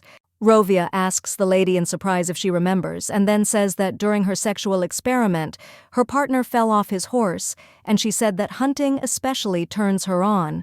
Hearing this, the main character does not understand whether she is really like that, and this is not a knightly detachment but the princess's personal harem, and then says that she is not in the mood to hunt today. The princess says that she came to inform that she is going to liquidate their squad upon hearing this. The guys were surprised and then asked if Her Highness had decided to get rid of them. Suddenly Rhea saw a guy with black stripes and she became interested in who he was. The young lady thought that even among all these handsome men he stood out especially. The guy turns to Her Highness and asks her to explain what they are guilty of and not to destroy them. The princess asks if she said that she would finish them off, and then suggests that they say what they see as the meaning of their lives. The young man says that he wants to run away, and the lady asks if this is her knightly squad. The main character says that she will offer them a worthy way out, and whether they are knights or not, they will pass an exam to increase their knightly rank, and if they pass, they will remain members of the knightly order, and if not, they can leave the palace. The lady says that they are free to do it right now. Hearing this, the guy asks in surprise how they will pass it because even active knights pass it with difficulty. Rhea asks what grounds they have for receiving a government salary and then asks if they are satisfied with this state of affairs. The girl thought that it had dawned on them that she was serious about breaking up this bunch of lazybones and said that she understood that they had lost their previous carefree life and suggested that they think for themselves whether it was worth it. The lady suggests that they will convince her to leave everything as it is today and then asks if they are confident about tomorrow because something might change. The young man says that they have nowhere to go because the servant is a milk delivery man from some capital, the youngest son of a baron without an inheritance, and then asks where they can go. The guy points his finger at the man and says that only he has nothing to worry about, but they are different. At this time, the main character does not understand who this person is, and the guy says that his teacher is the captain of the Imperial Knightly Order, so he gets away with everything, and he used to work as a deputy captain. The lady came up to this guy and asked what he was doing here, and the young man asked in surprise what she was talking about. The lady called the name Leo de Fade, and the stranger says that this is his teacher. The girl thought that she had led both the teacher and the student, and therefore understood that the unfortunate de Fade had every reason to hate the princess. Rhea says that she will immediately take steps to ensure that he gets everything he needs, as she understands that he will need money in order to start a new life. The lady says that she will provide for him so that he will never regret it, and can even pay for his military training. The young man kneels down and says that he cannot leave because he has spent all his best years on her, and she will not compensate him in any way, and then asks to accept him as a concubine. The guy asks why she does this to him because she liked him. The lady says that she did, and at that moment the gentleman approaches the princess and suggests that she stay behind him. The man with black hair asks the lady to forgive him for this because the sudden news about the dismissal clouded his mind, so he forgot his place, but he knows a way to make him remember and then goes to the guy and hits him. The captain's assistant asks Her Highness if she is taking action because he will help her persuade them. The princess says she will do so and then tells him to stop because she can finish him off. The guy says he won't finish him off because he knows where to hit. At this time, the main character thought about what else could be expected because they were used to being the princess's favorite toys, but she did not understand what this man was doing among them and why he was acting as if he didn't care. Rhea asks if he is happy with everything, and he says who knows, and then asks if he looks like he is happy with everything. Rovia says that he heard about that man, and his name is Sigurd, and he is from ordinary people, but was the youngest deputy captain, and then says that it is time to go back. The maid turns to Edson and asks him to do everything as she wants because it is necessary. He asks if it will not hurt her to ask for such a thing, and then asks why she does this to him. Uriel screams and says that she said that she can't tell yet, but he promised that he would wait, and asks if his feelings for her have changed. The man claims that his feelings for her are the same, and they will continue to meet as before, and he will be by her side. The girl offers to prove that he loves her, and the gentleman says that he will do as she asks, but only if she doesn't cry. The system notification informs that if he so desires, then let him pass the upcoming exam for the knighthood title, and he will be allowed to carry weapons with him, and he will return his sword and hope that he makes the right choice. Unforgettable feelings have moved from a state of expectation to a state of awakening, and the beginning of awakening 0%, and access is impossible because it is forced to change to a state of inaction. The princess heard how Uriel was grabbed by the maids, and she screamed and asked what they were doing and why she was forbidden to be here. After all, she was a palace maid. The maid asks if she can even pass by this place. Drazy says that it is obvious that she is not just standing there, and then asks if she is going to slip into the princess's chambers, and tells her not to create problems for them. Another maid offers to take her away quickly. Meanwhile, the mistress asks, "What's the matter?" Uriel turns to Her Highness and informs her that she has a proposal for her and it is connected with Edson Velodom, and then says that she won't regret it if she listens to her. The princess says that the two of them are free and Uriel should follow her. The maid reports that Her Highness has spared her and therefore asks to be allowed to thank her. At this time, the main character thought that she sees right through her and then asks if she still expects to become her maid. The maid agrees with her and then says that in addition to this she spoke with Mr. Velod and he is ready to serve her every night as before, and then asks if she would like it. Raya says that she doesn't know how she was able to convince him and what she was hoping for by coming here, and then screaming asks how she can do this to him. Uriel looked at the lady in surprise and asked what she was talking about. The princess said that he loves her and asked if that wasn't enough, and also wondered how one could be so greedy. The young lady understands that in order to achieve her goal, she forced the gentleman to go to the bedroom of another woman and not to anyone but to her enemy, and she offered him this while looking straight into his eyes, and therefore knows that she burst into tears again in order to convince him.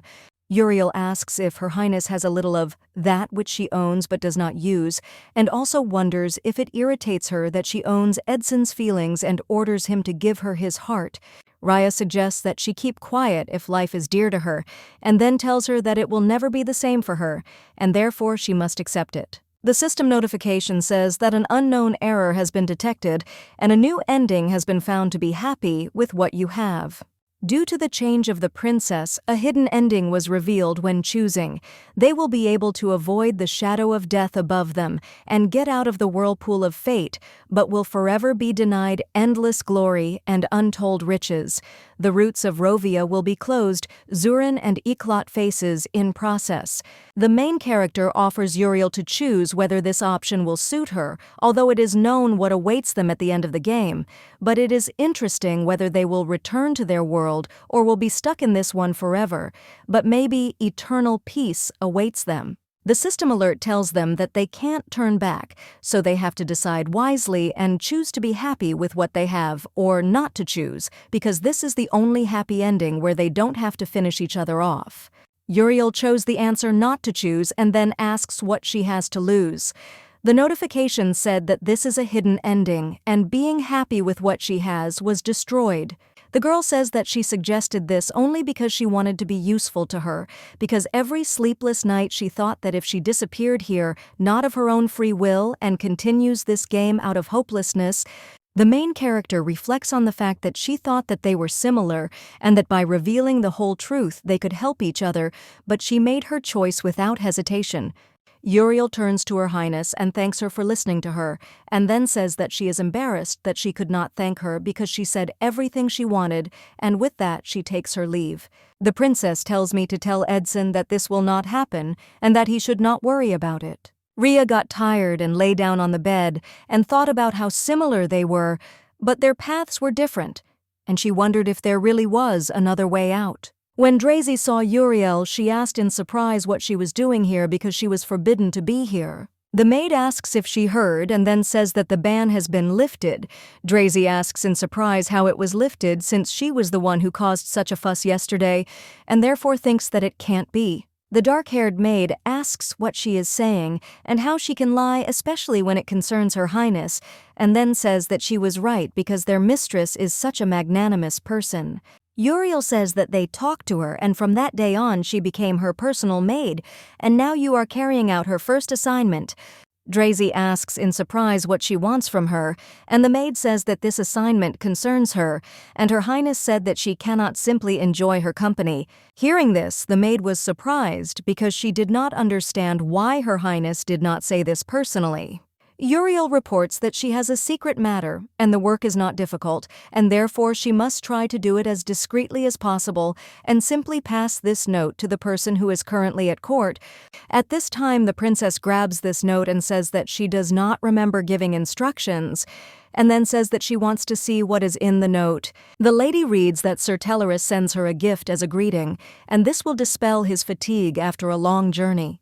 Rhea says that now it's clear to her that this girl is very young and inexperienced and is completely to his taste. Uriel turns to Her Highness and asks her to wait as she will explain everything, and also asks her to listen to her. The main character grabs her by the neck and says that she is good, because it is written plausibly, because if something had happened everyone would have believed that she did it, and then asks if this is what she was counting on. The young lady thought that her own system alerts had given her a hint. Last night the servant was convinced by her storytelling talent. Rhea realizes that this time the servant just stepped out the door and immediately began to act, and she wonders what she is trying to find out.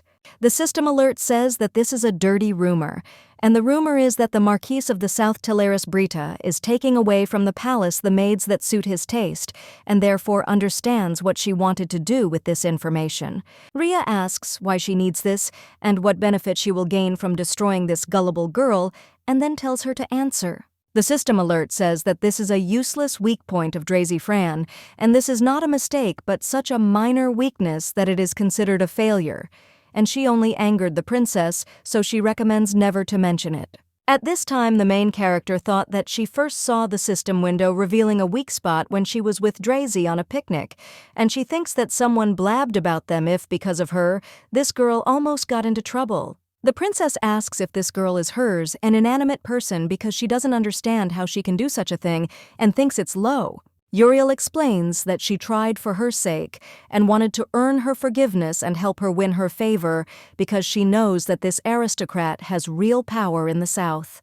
The main character says that since it is for her sake, she will give her the opportunity to earn her forgiveness, and then says that she will go, instead of Drazy. At this time, a woman enters the room and asks Uriel how she could leave her place and realizes what she is doing. The princess looked at this lady and became interested in who she was. The chief maid of the imperial palace bows her head to Her Highness and informs her that she has shown disrespect and therefore asks for forgiveness. The head maid of the imperial palace personally stood up for Uriel and then told the maid that no matter whose order she was following, she should have informed her that she was going to Her Highness's palace. The maid asks Her Highness if she is angry about this. Rhea asks in surprise what is going on here. System alerts say that this is the Emperor's interest, and to her that she stole 2 men from the princess and escaped her wrath.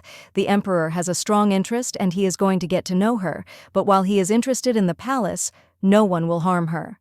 The Emperor is very fickle, so she can easily bore him, and she needs to successfully conduct 6 random meetings while his interest lasts. A special route L-port will open for success in this quest.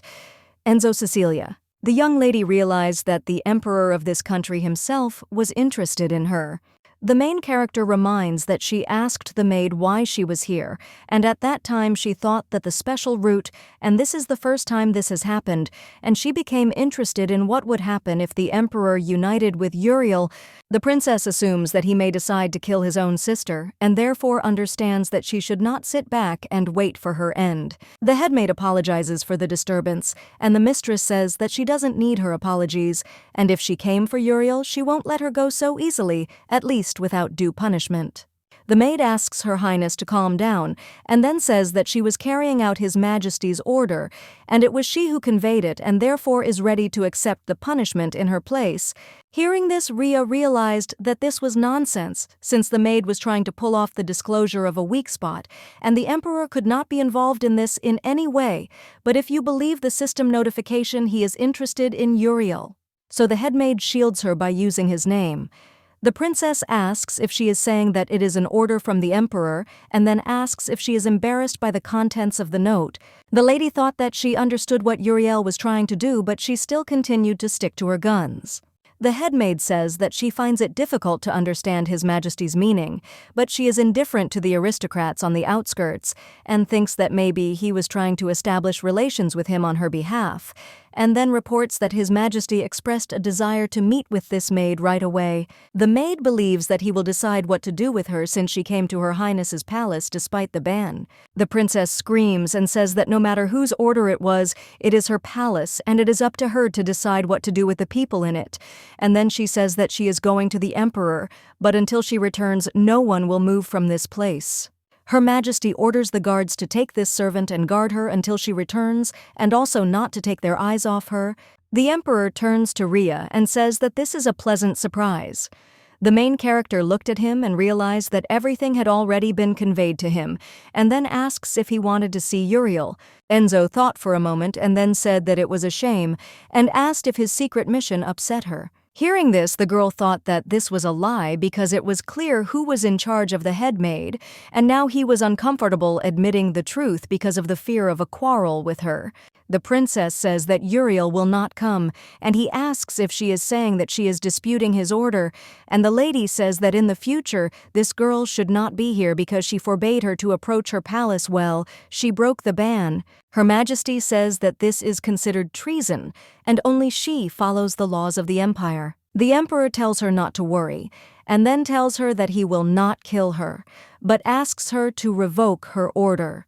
The lady asks if he will claim that it was invented for her sake, and if he finds it busy to come up with such cunning orders. She wonders if he really needs this servant so much. His Majesty agrees with her and says that he will do as she says, and the lady says that she will then take her leave, and leaving asks if he is charmed by her.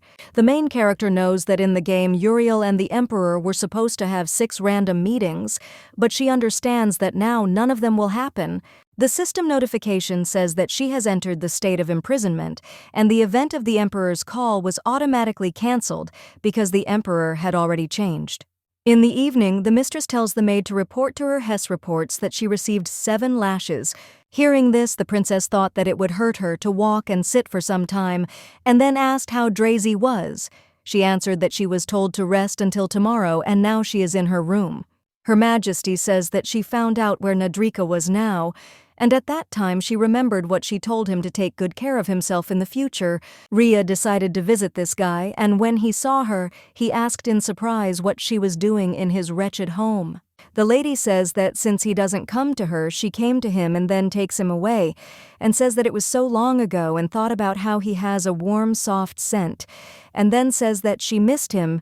The girl pushed the guy onto the bed and said that now she was waiting for an explanation of why he avoided her, and at that time she looked at him as he became embarrassed and did not understand what was happening to him, because he always said that he wanted to be near her, but now it was as if he had distanced himself. Eldria offers to answer honestly why he avoids her. The guy claims that he would not dare to avoid Her Highness, and she reminds him that he has not visited her for several days. The young lady thought that because of Uriel, she herself was thinking of suggesting that they not meet for a while, but suddenly his feelings changed because she didn't look like a princess. Nadrika says that if he is a slave, he cannot desire anything. Hearing this, the lady asks why he again spoke about being a slave. He explains that he is happy only because he can please Her Highness. The guy says that this should be enough for him and thinks that it would be impudent to show that he desires her. It is given that he may not come to the video room anymore, and at that time she realized that she again involuntarily brought him to tears. He asks if she is angry, and the lady objects and says that no, she is not angry. Eldria explains that she wanted to say that now she will come to him herself, and then asks what he will say to this. The guy says that he wants to hug her, and the girl also wants this, and then they hug each other and kiss. A man tells a lady that she was late for class today, and the girl says that he didn't even look at her once today. Rovia reports that he heard that she didn't sleep in her room last night, and asks if that's why she didn't show up on time. The princess asks if that's why he drinks until noon. He replies that how he entertains himself after work is none of her business, and that she shouldn't worry because he knows how to drink. The young lady reminds him that he recently broke into her bedroom and asks how much he drank then. The man remains silent in response, and she smiles and says that he was not such a bore then. Suddenly the maid opens the door and screams as she addresses Her Highness, and then asks why she is sending her to another palace and cries. The main character says that it is strange because everyone here is crazy with fear and dreams of transfer, and then asks why she objects. Drazy fell to her knees and cried, and then said that she did not want to go to another palace and asked if she could stay with Her Highness. The princess understands that what happened yesterday greatly shocked Drazy, and therefore she decided for her own good to transfer her to another palace, because she understands that anything can be expected from Uriel, so she should not be lost sight of. The main character realizes that she should keep her friends close and her enemies even closer, and then says that she can stay if she wants, because she does not hate her, The system notification said that the state of confinement was cancelled, but the state of infirmity remained. Edson Velode went out to meet her to take her to the room, but then she might miss the opportunity to discover the hidden event and then asks if she will go with him, and the answer options are A. Refuse, B. Go together, C. Ask to walk with her. Rhea reflects on what she assumed that after leaving the dungeon, she would do something. The notification asks where she will go and the answer options. A palace garden, B. Emperor's bedroom, C. Uriel's room, Rose. The lady chose the palace garden. When the girl came into the garden, she turned around and saw the maid and thought that no one had given her painkillers, and she could barely walk. But she thought that she should endure it because it was too light a punishment for what she was going to do to Drazy. The princess thought that you were alarmed by the game notification that she saw earlier, that the emperor is very fickle so she can easily bore him, and she needs to successfully conduct 6 random meetings while his interest lasts. The guard informs the lady that His Majesty has just headed to the garden, and at that time the girl thought about how she had to go out in the middle of the night to scout everything out. Eldria understands that if necessary she will have to prevent Uriel from clashing with the Emperor, and she will arrange for them to collapse the system. Uriel wondered if the hidden event was a meeting with the princess and then asked if she had come to finish her off. The main character asks in surprise why she would dirty her hands, and the maid says that she thought why she spared her and then asks if it was because you don't want to quarrel with Prince Velod. Rhea wonders if she thinks so, and therefore thinks that she can do whatever she wants. The maid asks what is holding her back and also wonders if she is afraid that she will find out her secret. The princess comes closer to her and asks if she is afraid of her and then says that let him just give her a reason, and if she sees that she deserves death, then get rid of her immediately, and therefore suggests that she think carefully before deciding on another baseness. Uriel says that he thanks Her Highness for her good advice, and the lady says that she will see how well she understood her words and suggests that she disappear. The young lady reflects that he hopes that this was enough to prevent the maid's meeting with the Emperor. The system notification congratulates her because the chance meeting was accomplished. The main character read that Uriel ran into the Emperor while staggering Slag to her room.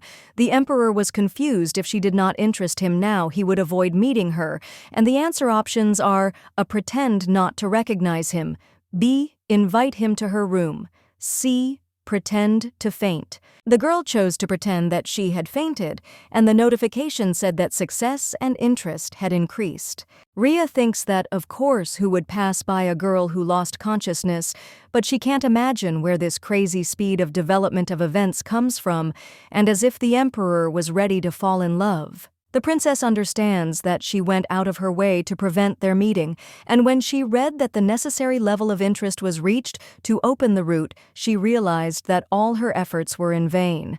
The young lady is thinking that it is too early to give up because there are still 5 meetings before the route is fully opened, and she wonders what if she should fight not with Uriel, but with those who are behind these system notifications.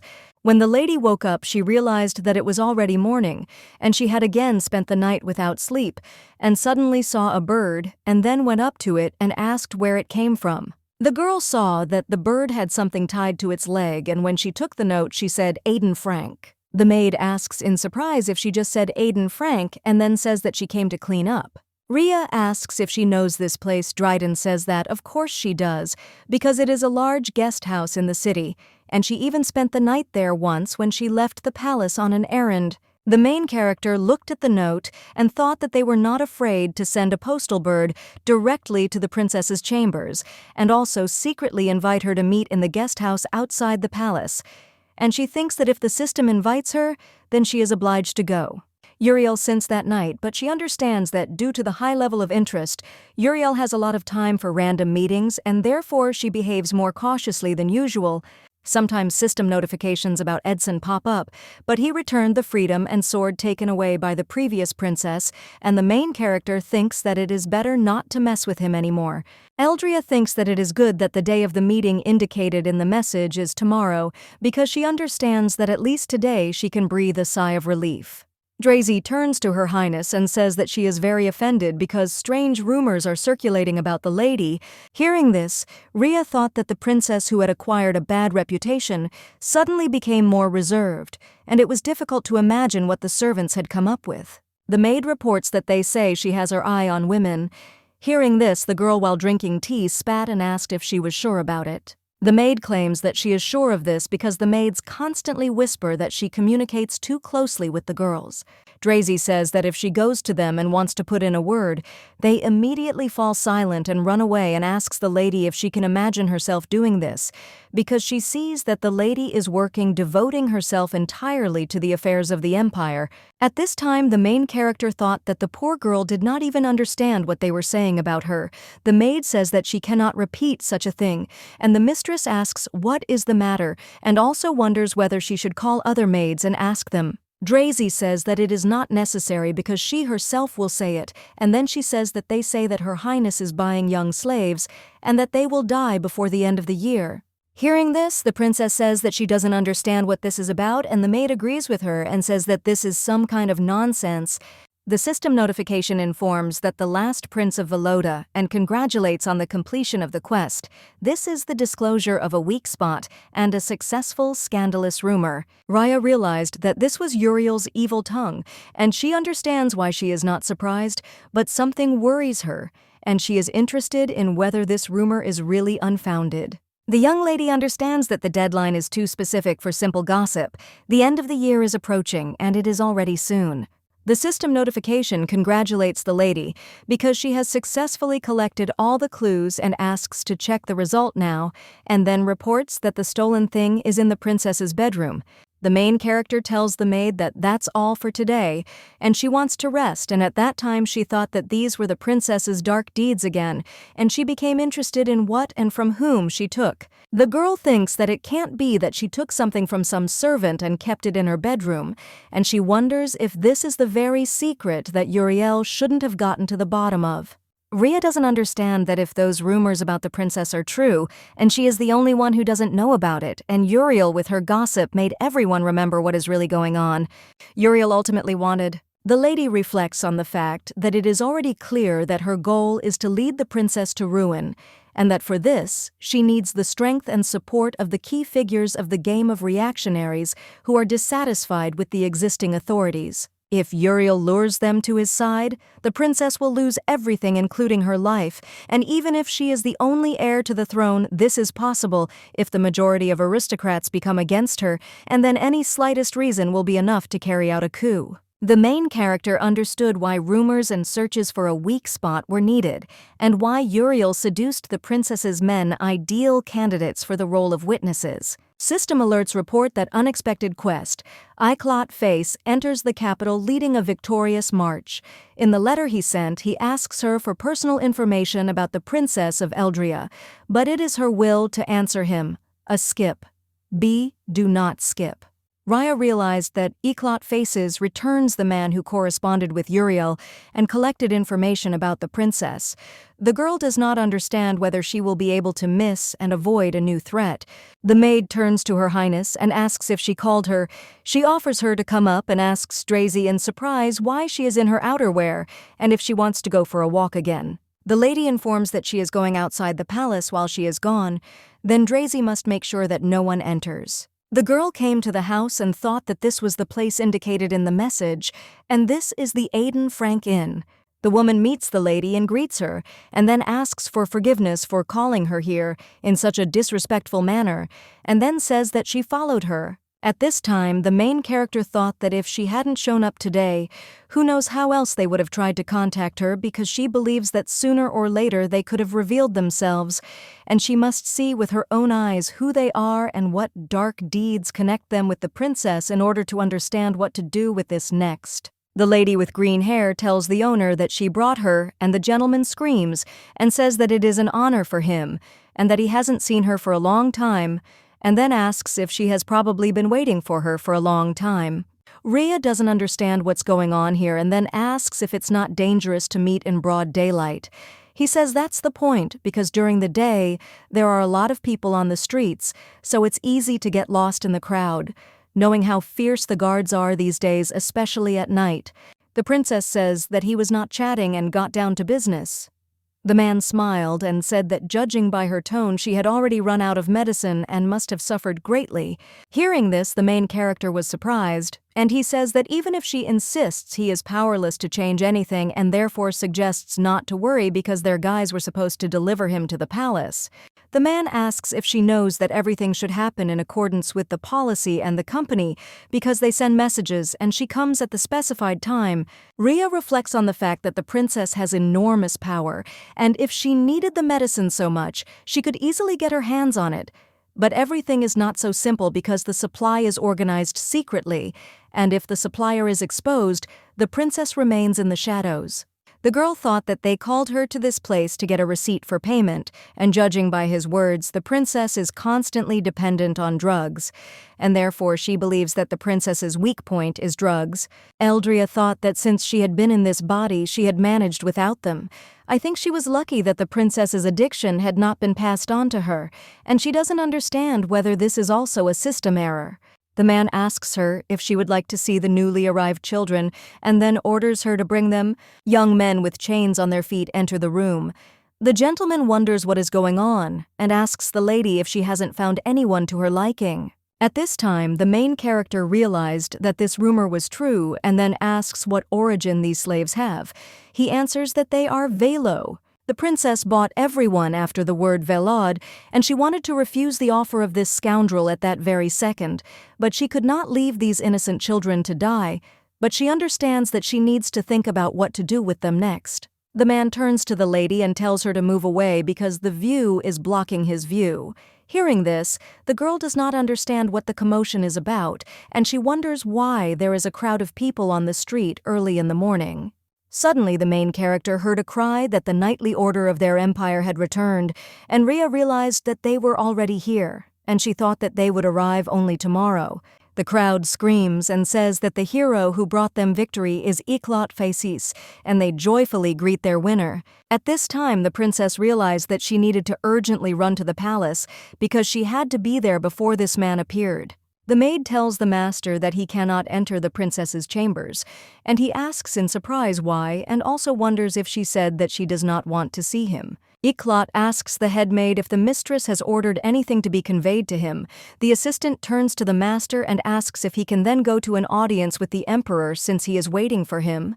Iklot objects and claims that first he wants to see Her Highness, but at this time the assistant thought that it was generally impossible to persuade him. The gentleman says that he must personally make sure that everything is okay with his mistress. Hess, screaming, tells him to stand still because His Highness did not give orders regarding him. Iklot orders that she be informed that he has arrived and then asks if all of Her Highness's confidants are so incompetent, since he believes that entrusting the care of her to such people is incomprehensible. The master orders everyone to move aside and then steps into the room to the mistress. He asks Her Highness if she is okay, and then turns to the maid and tells her not to stand there like a pillar, but to open the door for him. Drazy says, in fear that she cannot do this without Her Highness's permission, and the master orders her to open it because he will not repeat it again.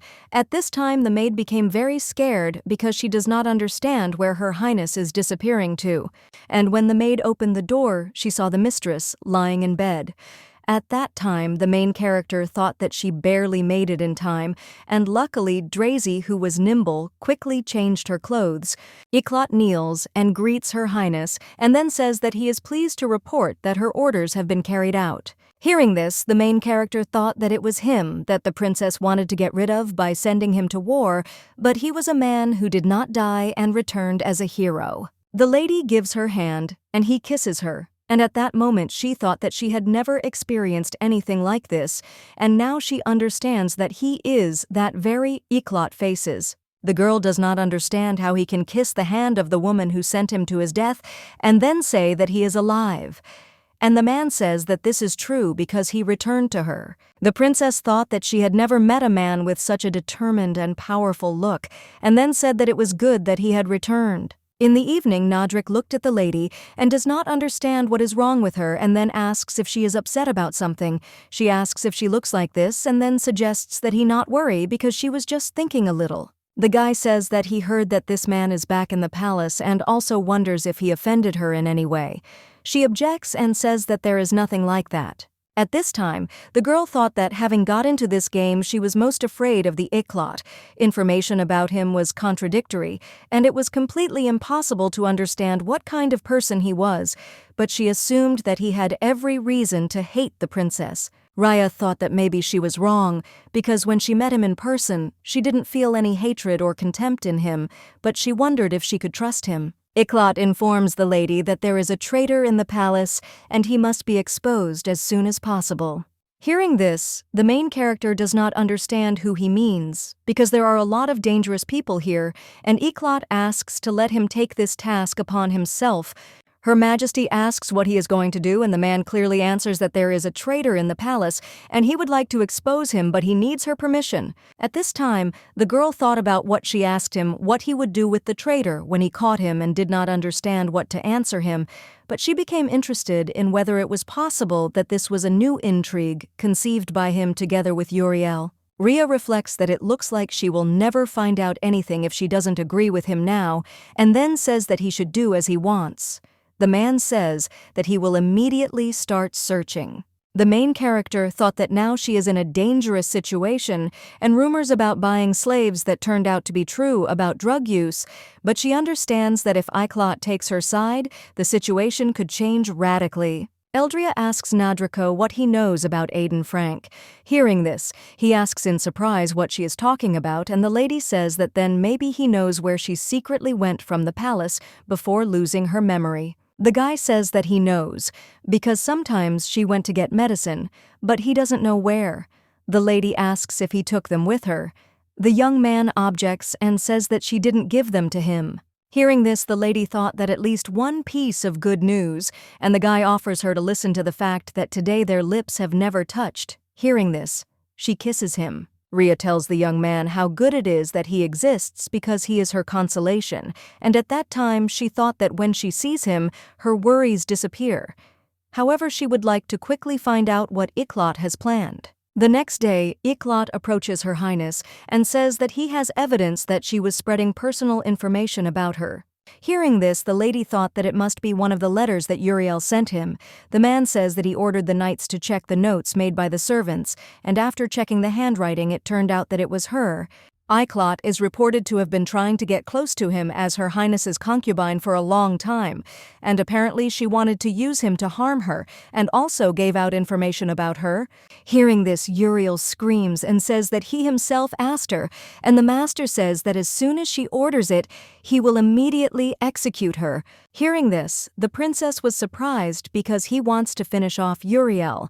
She understands that until this day, she had many opportunities to get rid of Uriel, but until now, she managed to deal with her without bloodshed.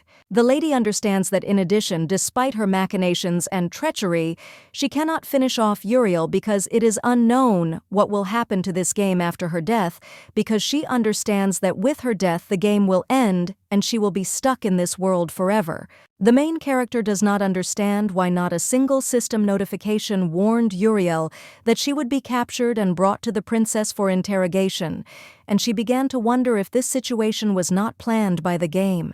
Iklot turns to Her Highness and asks what worries her and who she is afraid of, and then promises that there will be no peace for the one who brings chaos to her soul, and then swears that he will relieve her of any anxiety, even if it is absurd or inexplicable, and he will take on any responsibility. Hearing this, the girl thought that it was incredible because she didn't expect that he would do anything for her, and her soul suddenly felt so calm. The man claims that he will protect Her Highness and let her trust him because she is his mistress for whom he is ready to give his life. Eldria informs Uriel that she is banished from the palace forever. Upon hearing this, the maid turns to Her Highness and asks to allow her to justify herself because she wants to explain everything. The princess says to make a description of her and pass it on to the guards so that they do not let her into the palace under any circumstances. Uriel turns to Iklot and screams, asking why he is doing this to her, since she has endured so much because of him. At this time, the main character looked at her and thought that she deserved all this, but her heart felt that this would not end. System notification informs that the border knight has failed the quest, and a penalty has been set for the route Iclot faces is completely closed because a bad reputation appeared and she was expelled from the palace, but the state of exile remains. Rhea thinks that this was definitely the decisive moment. Iclot asks Her Majesty if he can ask her a question. Well, a knight enters the room and addresses His Majesty and then asks for forgiveness because he did not know that he was with His Highness, the princess. The young lady asks what His Majesty asked to convey. He says that he was ordered to immediately bring Mr. Iclot because many aristocrats have been waiting since yesterday to greet him. Hearing this, the main character realized that the Emperor was probably informed that Iclot had captured Uriel and understood that soon it would be known about her exile, so there was no point in delaying this moment, and then ordered to go to His Majesty, because she will be ready to listen to him at any time. You can inform us that he will return to her as soon as he finishes his business, and will try to do it as quickly as possible. 2 days later, the maids discuss the fact that Her Highness kicked Uriel out of the palace, and another says that she heard that after that they quietly got rid of her, and they became interested in whether the princess had taken up her old ways again. The maid believes that people are fickle, especially she, and therefore tells her to do what she is told and not to get into trouble, otherwise she will lose her head. Eldria screams and asks the maids what kind of abomination they brought her, and also asks if they call it food. The maid turns to Her Highness and claims that these are her favorite dishes. The lady screams and asks how they dare to justify themselves and then tells them to leave because she doesn't want to see anyone. When the girl was left alone, she wondered if she had played convincingly enough because she wanted to pretend that she was going through withdrawal and wanted this to work out because this was the best thing she could come up with. Rhea reflects on the fact that she had no intention of harming anyone, but she simply had no other way, and she needs to find out where the drugs are hidden, because she is sure that there is a person in the palace responsible for them, but he has not contacted her. The main character understands that it is impossible to figure him out, so she had to play a comedy so that he would come out himself. Suddenly, the girl heard someone come in and thought that he had finally appeared, but she wondered who he was. Hess suggests that the lady take them quickly, and seeing this, the lady is surprised and asks where she hides them. The maid informs Her Highness that if she takes more than the daily norm, the princess informs her that everything needs to be hidden and moved outside the palace so that no one will find out. The maid reports that her request will be fulfilled as soon as possible. Rhea became interested in how Drazy was doing, because of course she told her to stop spying if the situation took a dangerous turn. The young lady does not understand whether she can be sure that Hess is completely devoted to her, because now all that remains is to wait whether she will fulfill her assignment. The girl thought that by expelling Uriel from the palace, she had gained some time to search for the thing that was mentioned in the system notifications, and that this was the stolen thing from the princess's bedroom, and her attempt to prevent Uriel from meeting the Emperor had failed, and she believed that without a doubt the system was warming up the main character and would not be surprised if she returned soon. Eldria reflects on the fact that she must therefore deal with this problem as quickly as possible. When the lady saw the Nodric, she asked what he wanted, and the guy immediately ran up and hugged her. She asked in surprise what happened. The young man reports that it is very good that Her Highness is not under the influence of drugs, because he was afraid that she would again. At this time, the main character remembered that when last night she asked him about the secret deeds of the former princess, he seemed worried to her. The lady understands that he was worried that under the influence of drugs she would become like before, and thought that while Uriel is not in the palace, perhaps she can allow herself to relax a little, and then asks the guy if he will sleep in her room today. At night, the girl does not understand what strange sounds, and saw that Nadrika turned away from her, and does not understand whether this is really what she thinks, and then asks the guy what he is doing. The young man fearfully asks Her Highness if she is asleep, and then says that he will explain everything, and that she simply did not want to, and he decided to do it himself. The guy says that Her Highness hugged him in his sleep, and that was enough to make him flare up, and then explains that it's hard for him to restrain himself around her and be patient. The girl asks him to wait, and then asks why he is holding himself back. He explains that they have not had full intimacy since she lost her memory. Nadrika reports that the mistress has become more constrained with him, and he is a slave for bed pleasures, so he could not be persistent. The lady asks if he has decided that she has cooled towards him. Raya reflects on what he says about being patient, but she understands that in order to do this, she had to constantly restrain herself despite the fact that she passionately desired intimacy with him, but was afraid that she could reopen the wounds that the previous princess inflicted on him, so she did not give free rein to her feelings. The girl tells him that she loves and wants him, and then tells him not to hold back and not to call her highness anymore, but simply Rhea. And then they did it. The next morning, the guy approaches the lady and tells her that she shouldn't skip breakfast, and then kisses her. The main character asks if he has forgotten his promise from yesterday, and he objects and calls her Rhea. The princess reminds that they agreed that when they were alone, he would call her Rhea, and she knew that she would have to remind him in the morning, and then calls him a bad boy. Nadrika explains that he is just not used to it yet, and she says that if he forgets again, he will suffer a terrible punishment. Hearing this, the guy excitedly asks if she is laughing at him. The young lady understands that no matter what he calls her, it is still better than her highness, but she did not even think that it is not so pleasant for him when he pronounces her name. The maid asks her highness if she is awake and then informs her that Sir Iclot Faces wants to meet her.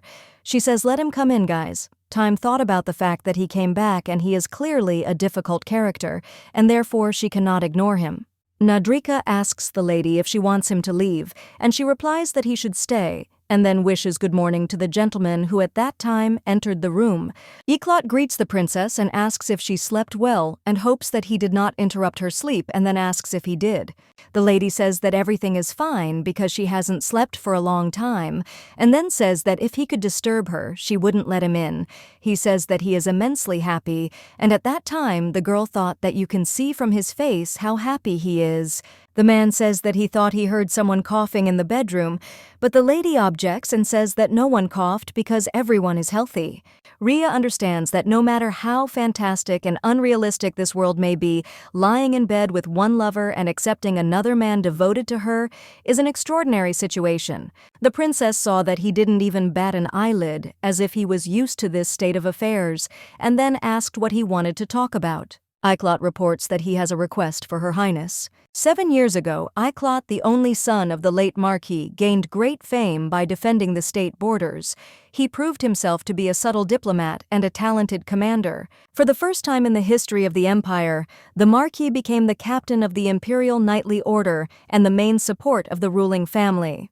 From the members of parliament in the capital to the lower aristocrats on the outskirts of the country, no one could ignore him. His appearance was a breath of fresh air in the stagnant political swamp, and there was no one in the capital who did not know his name. This caused discontent among the emperor, who could no longer turn a blind eye to his ever-growing political influence. But despite the emperor's opposition, his noble origins, high moral qualities, impeccable reputation, and the post of commander of the Imperial Knightly Order made Icarus the leader of new political forces who could lead his country into the future. At the banquet in honor of the princess's 18th birthday, she said that they were choosing him as a gift, and suddenly Her Highness pointed to Sir Face, and at that moment, everything changed. The Marquis said that he would serve Her Highness once and knelt down. The political circles in which he had previously taken an active part ceased to exist, and everyone thought that the thirst for power had blinded him, but he succumbed to the emperor's daughter and forgot about the pride of an aristocrat. The aristocrats who once revered him began to treat him with contempt, but despite the slander and attacks, Iclot remained on the side of the princess, being her most loyal and reliable protector. 6 months later, the emperor declared war on the kingdom of Borna. Iclot Faces was appointed captain of the vanguard troops. He set off on a long journey without a single mage, taking only ordinary soldiers with him, and the princess did not even come out to see him off. People who in the past predicted a bright future for him as the leader of a new political force now unanimously predicted his imminent death. However, as if in mockery of their prophecies, the Iclot returned alive to his princess. The main character thought that it was not what the maid was thinking, and did not understand why she brought so much, because she thought it was too much for breakfast. Drazy said that she would not disturb them. Iclot asks the princess why she doesn't drink tea, and she asks why he doesn't drink it because this tea is good for fatigue. At this time, the girl thought that he wanted to ask her about something, and he didn't even know where to start the conversation. The main character knows that he helped her drive out Uriel, but she still doesn't understand what drives him, and then asks if he was injured. The gentleman says that he has gotten into some dangerous scrapes, but it is hardly worth her attention. The lady asks what kind of scrapes he has had, and offers to tell her. Iclot reported that once during an enemy attack at night, he received a couple of cuts on his neck, but as he saw, his head remained intact. Hearing this, the girl thought that he was talking about this as if nothing had happened, and then asked if he thought about her when he was at war, and at that time she thought that she needed the truth about how he felt about her. Rhea ponders that even if it is hatred and a thirst for her death, it would be easier for her to know his true feelings. However, she wonders if he could not harbor at least some resentment towards the woman because of whom he lost everything and almost died. The man reports that he was wondering when she sent him to war what she really wanted, and it was for him to return victorious or to give his life for her. However, everyone was convinced of the latter and believes that Her Highness's order was not to die, but to fight. Iclot says that he came back to get an answer. Hearing this, the main character understood what was tormenting him, but she thinks that it is so simple and does not understand why she could not guess about it, since she knows that the princess sent him to his death.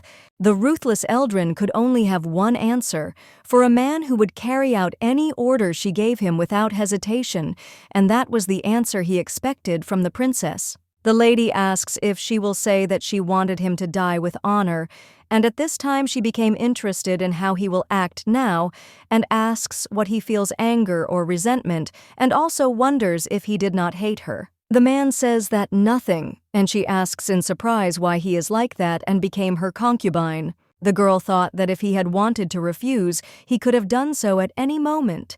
In the disputes with the emperor, the aristocrats would have taken his side, but he did not resist and immediately fell before the princess. Iclot claims that being on guard for the welfare of the imperial family has always been his primary duty. The men greet Her Highness and she asks which part is empty. He says it's in the 5th reading room. The lady says that she wants to read a book in silence and asks to watch them so that no one comes in. The man says that then he will take her, and she objects and says that it is not worth it, and then leaves. The worker realized that he had made a mistake because there was a person in the 5th reading room, and it turned out that he had deceived Her Highness, and therefore he thought that he needed to say goodbye to his head. Rovia, while in the library, thought that these books would be enough for the next lesson, but suddenly he heard someone's footsteps, and he became interested in who it was, because they seemed to say that there was no one here. At this time, the main character says that no one is watching her, and that is why she lives, because she thinks that this is the best place to calm down and collect her thoughts. Well, she doesn't even know where to sit down. The man saw Her Highness and he doesn't know whether he should come out and greet her. The girl says that he is unbearable and does not understand how one can be so impenetrable, and does not even know whether he is really like that or pretending. The young lady reflects on the fact that she did not sleep at all last night, and that makes her feel tired, and also on this strange conversation.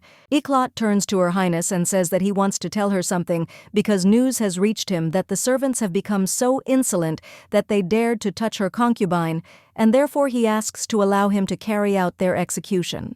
The lady objects and says that she forbids this to be done, and then says that not even a couple of days have passed since his return, and he already imagines that he has an idea about everything that is happening in the palace. Hearing this, the gentleman says that there is no way, and the lady says that she decided to deal with this on her own, and therefore suggests that he not get involved in this matter.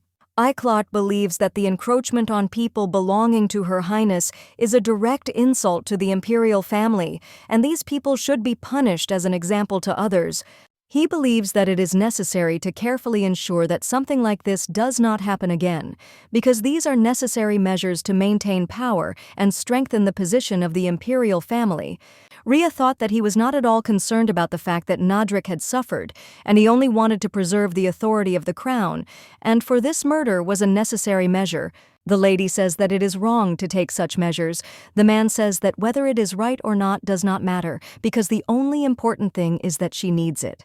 Iclot claims that such is the order, and that dissenters are sent to the scaffold without delay, and the faithful are rewarded for their loyalty.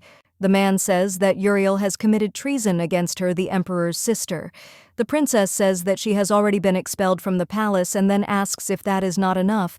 The Marquis asks, what if this woman finds out her weak spot and then says that only she should order because he will quietly solve this problem? The main character wonders if it is unfair that she did not execute these people and Uriel, but sent his loyal man to the crown to certain death. The lady says that she didn't do anything to this stupid girl but simply drove her away and asks if he thinks it's suspicious. Eclot replies that nothing of the sort, and then says that it seems his emotions are preventing him from thinking clearly, but he won't be able to be her ideal protector if she continues to hide things from him, and asks for forgiveness if he was too harsh. The girl thought that he was also reacting because of emotions, and she did not expect this, but she understands that Uriel is not a simple palace servant for her, because she is the only thread connecting her with the past, and the furious zeal of Eclot to kill her is too suspicious. Eldria asks if he is ready to do anything if she orders him. He answers that yes, she says that she admitted that she wanted him dead, and he even agrees with this and asks if that is true. The man claims that he is just doing what he has to do, and the lady reports that he speaks as if he thinks it is normal, and also wonders if he is amused by the prospect of losing his life because of her whim. Eclot states that being a vassal to the imperial family implies unquestioning loyalty, and he has no reason to doubt her decisions, and then claims that he is being completely honest with her about this. Hearing this, the girl became interested in whether he himself understood what he was saying, because she wanted to apologize to him instead of the previous princess, and whatever the reason, she believed that the order given to him was unfair. Rhea thinks that he apparently believes what he says, and therefore she has nothing to ask him for forgiveness for, and says that she no longer wants to hear about their punishment and suggests leaving. He believes that since this is His Highness's wish, he will take his leave for today. The princess reflects on the fact that she is not the one to whom he dedicated his devotion and for whom he agreed to risk his life in the war, but this thought makes her anxious because she understands that one day he will draw his sword and point it at her. The girl thought that for some time she planned to pretend to be the former princess, but now it seems to her that she cannot avoid the fate of the main antagonist of the game, and for now she has no choice but to continue to defend her position as a princess as before.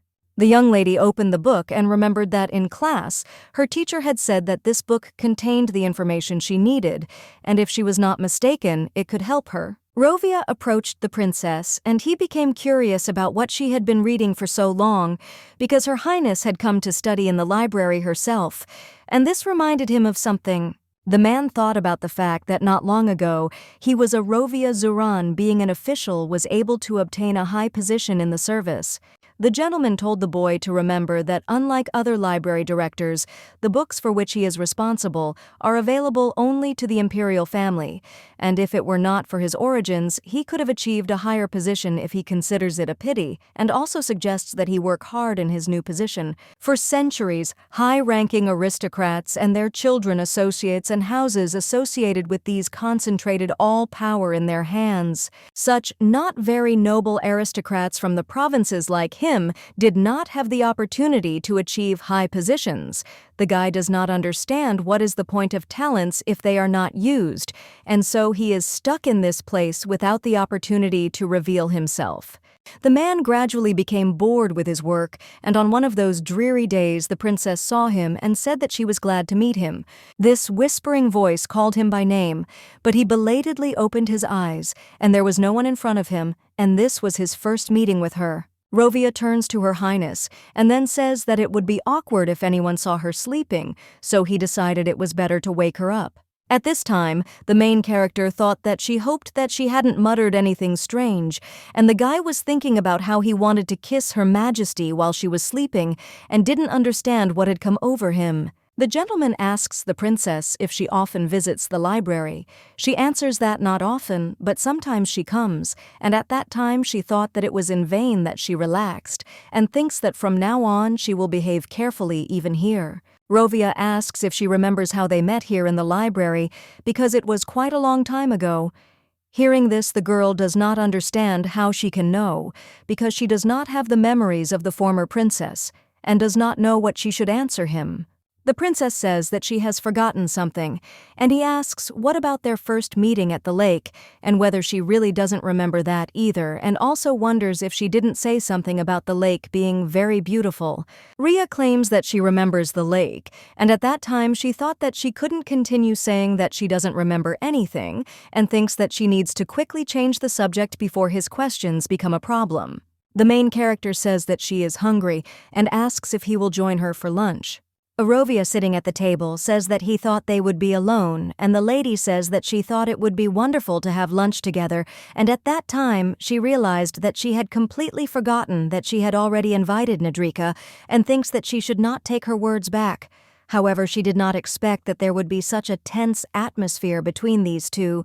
The princess says that she has been thinking about it for a while, and turns to Rovia and says that he should learn to behave more kindly with others, because she understands that he starts to get angry even when there is no reason for it, and suggests working on it. Rhea asks Nadrik if it is true, and then says that he thinks so too. The Marquis says that this is enough and offers to eat. At this time, the main character remembered that her first impression of Rovia was not very pleasant. But when she got to know him better, she realized that he is much better than he might seem at first glance, and is simply often rude without reason. But she understands that this is quite in his spirit, and although it is quite nice, the lady realized that the atmosphere was getting heated and Nedrika must have gotten scared, and then she said that she wanted to ask something and wondered if the two of them had had a fight. Rovia asks in surprise why he would bother himself like that, and the lady says that this is a common thing in a harem, and says that this is a rivalry between favorites. The gentleman asks to be allowed to find out since when he is his equal and whether she thinks this is too much. Rhea asks Nadrik in surprise if he is really jealous, and then says that he is charming. The princess asks Hess how those who touched the Nedrika are doing. She replies that they are being quiet and trying not to attract attention.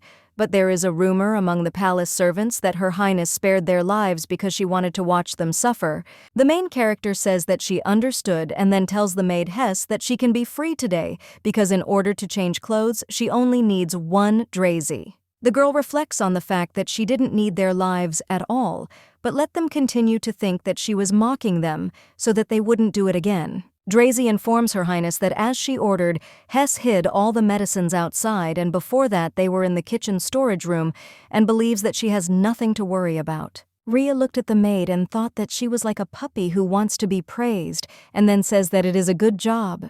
In the evening, lying in bed, the princess thought that she had sorted out the drugs, but she did not understand where to look for this thing, and in words it was simply in the bedroom, but she understood that there was more than 1 or 2 bedrooms in the palace, and no matter how she looked, she could not find it. The lady reflects on the fact that after she saw the clue, she rummaged through the princess's bedrooms every day, trying not to be seen by others, but did not find anything special, and understands that Nedrika cannot say that it was Drazy either. Rhea doesn't know what to do and how much strength she has left, because she understands that she kicked Uriel out of the palace, but she doubts that this will be the end of it.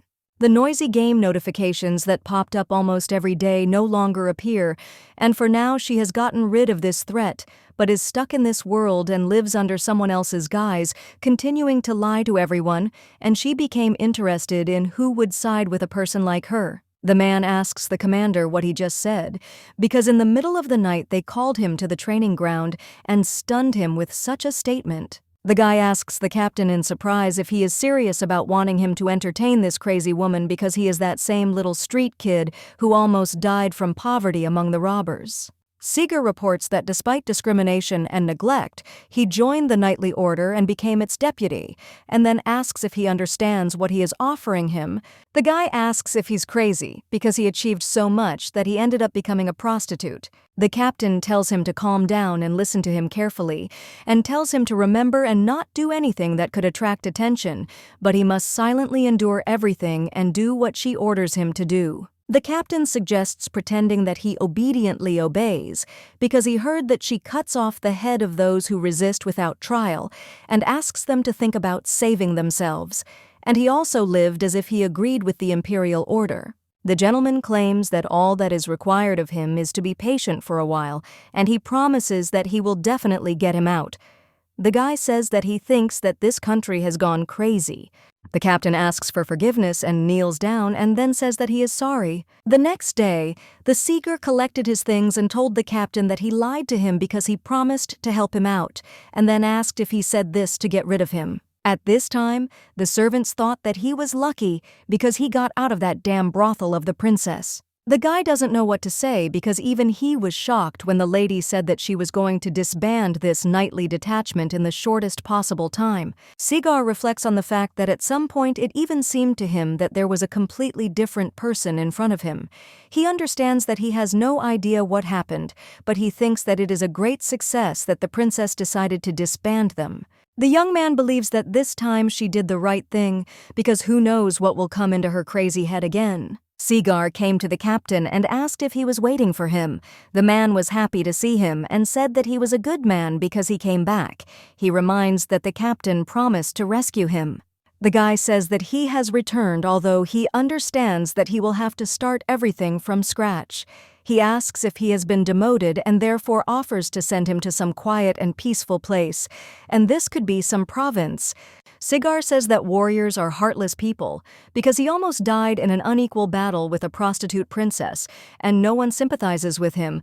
The guy understands that the knight who abandoned his comrades about the whims of the princess, and he did not expect that the members of the order for whom the honor and pride of the knight are in the first place would accept him with open arms, and especially since from the very beginning he was like a thorn in their side. Seagar says that he has already gotten used to such treatment because he knows that this can be expected from a commoner like him.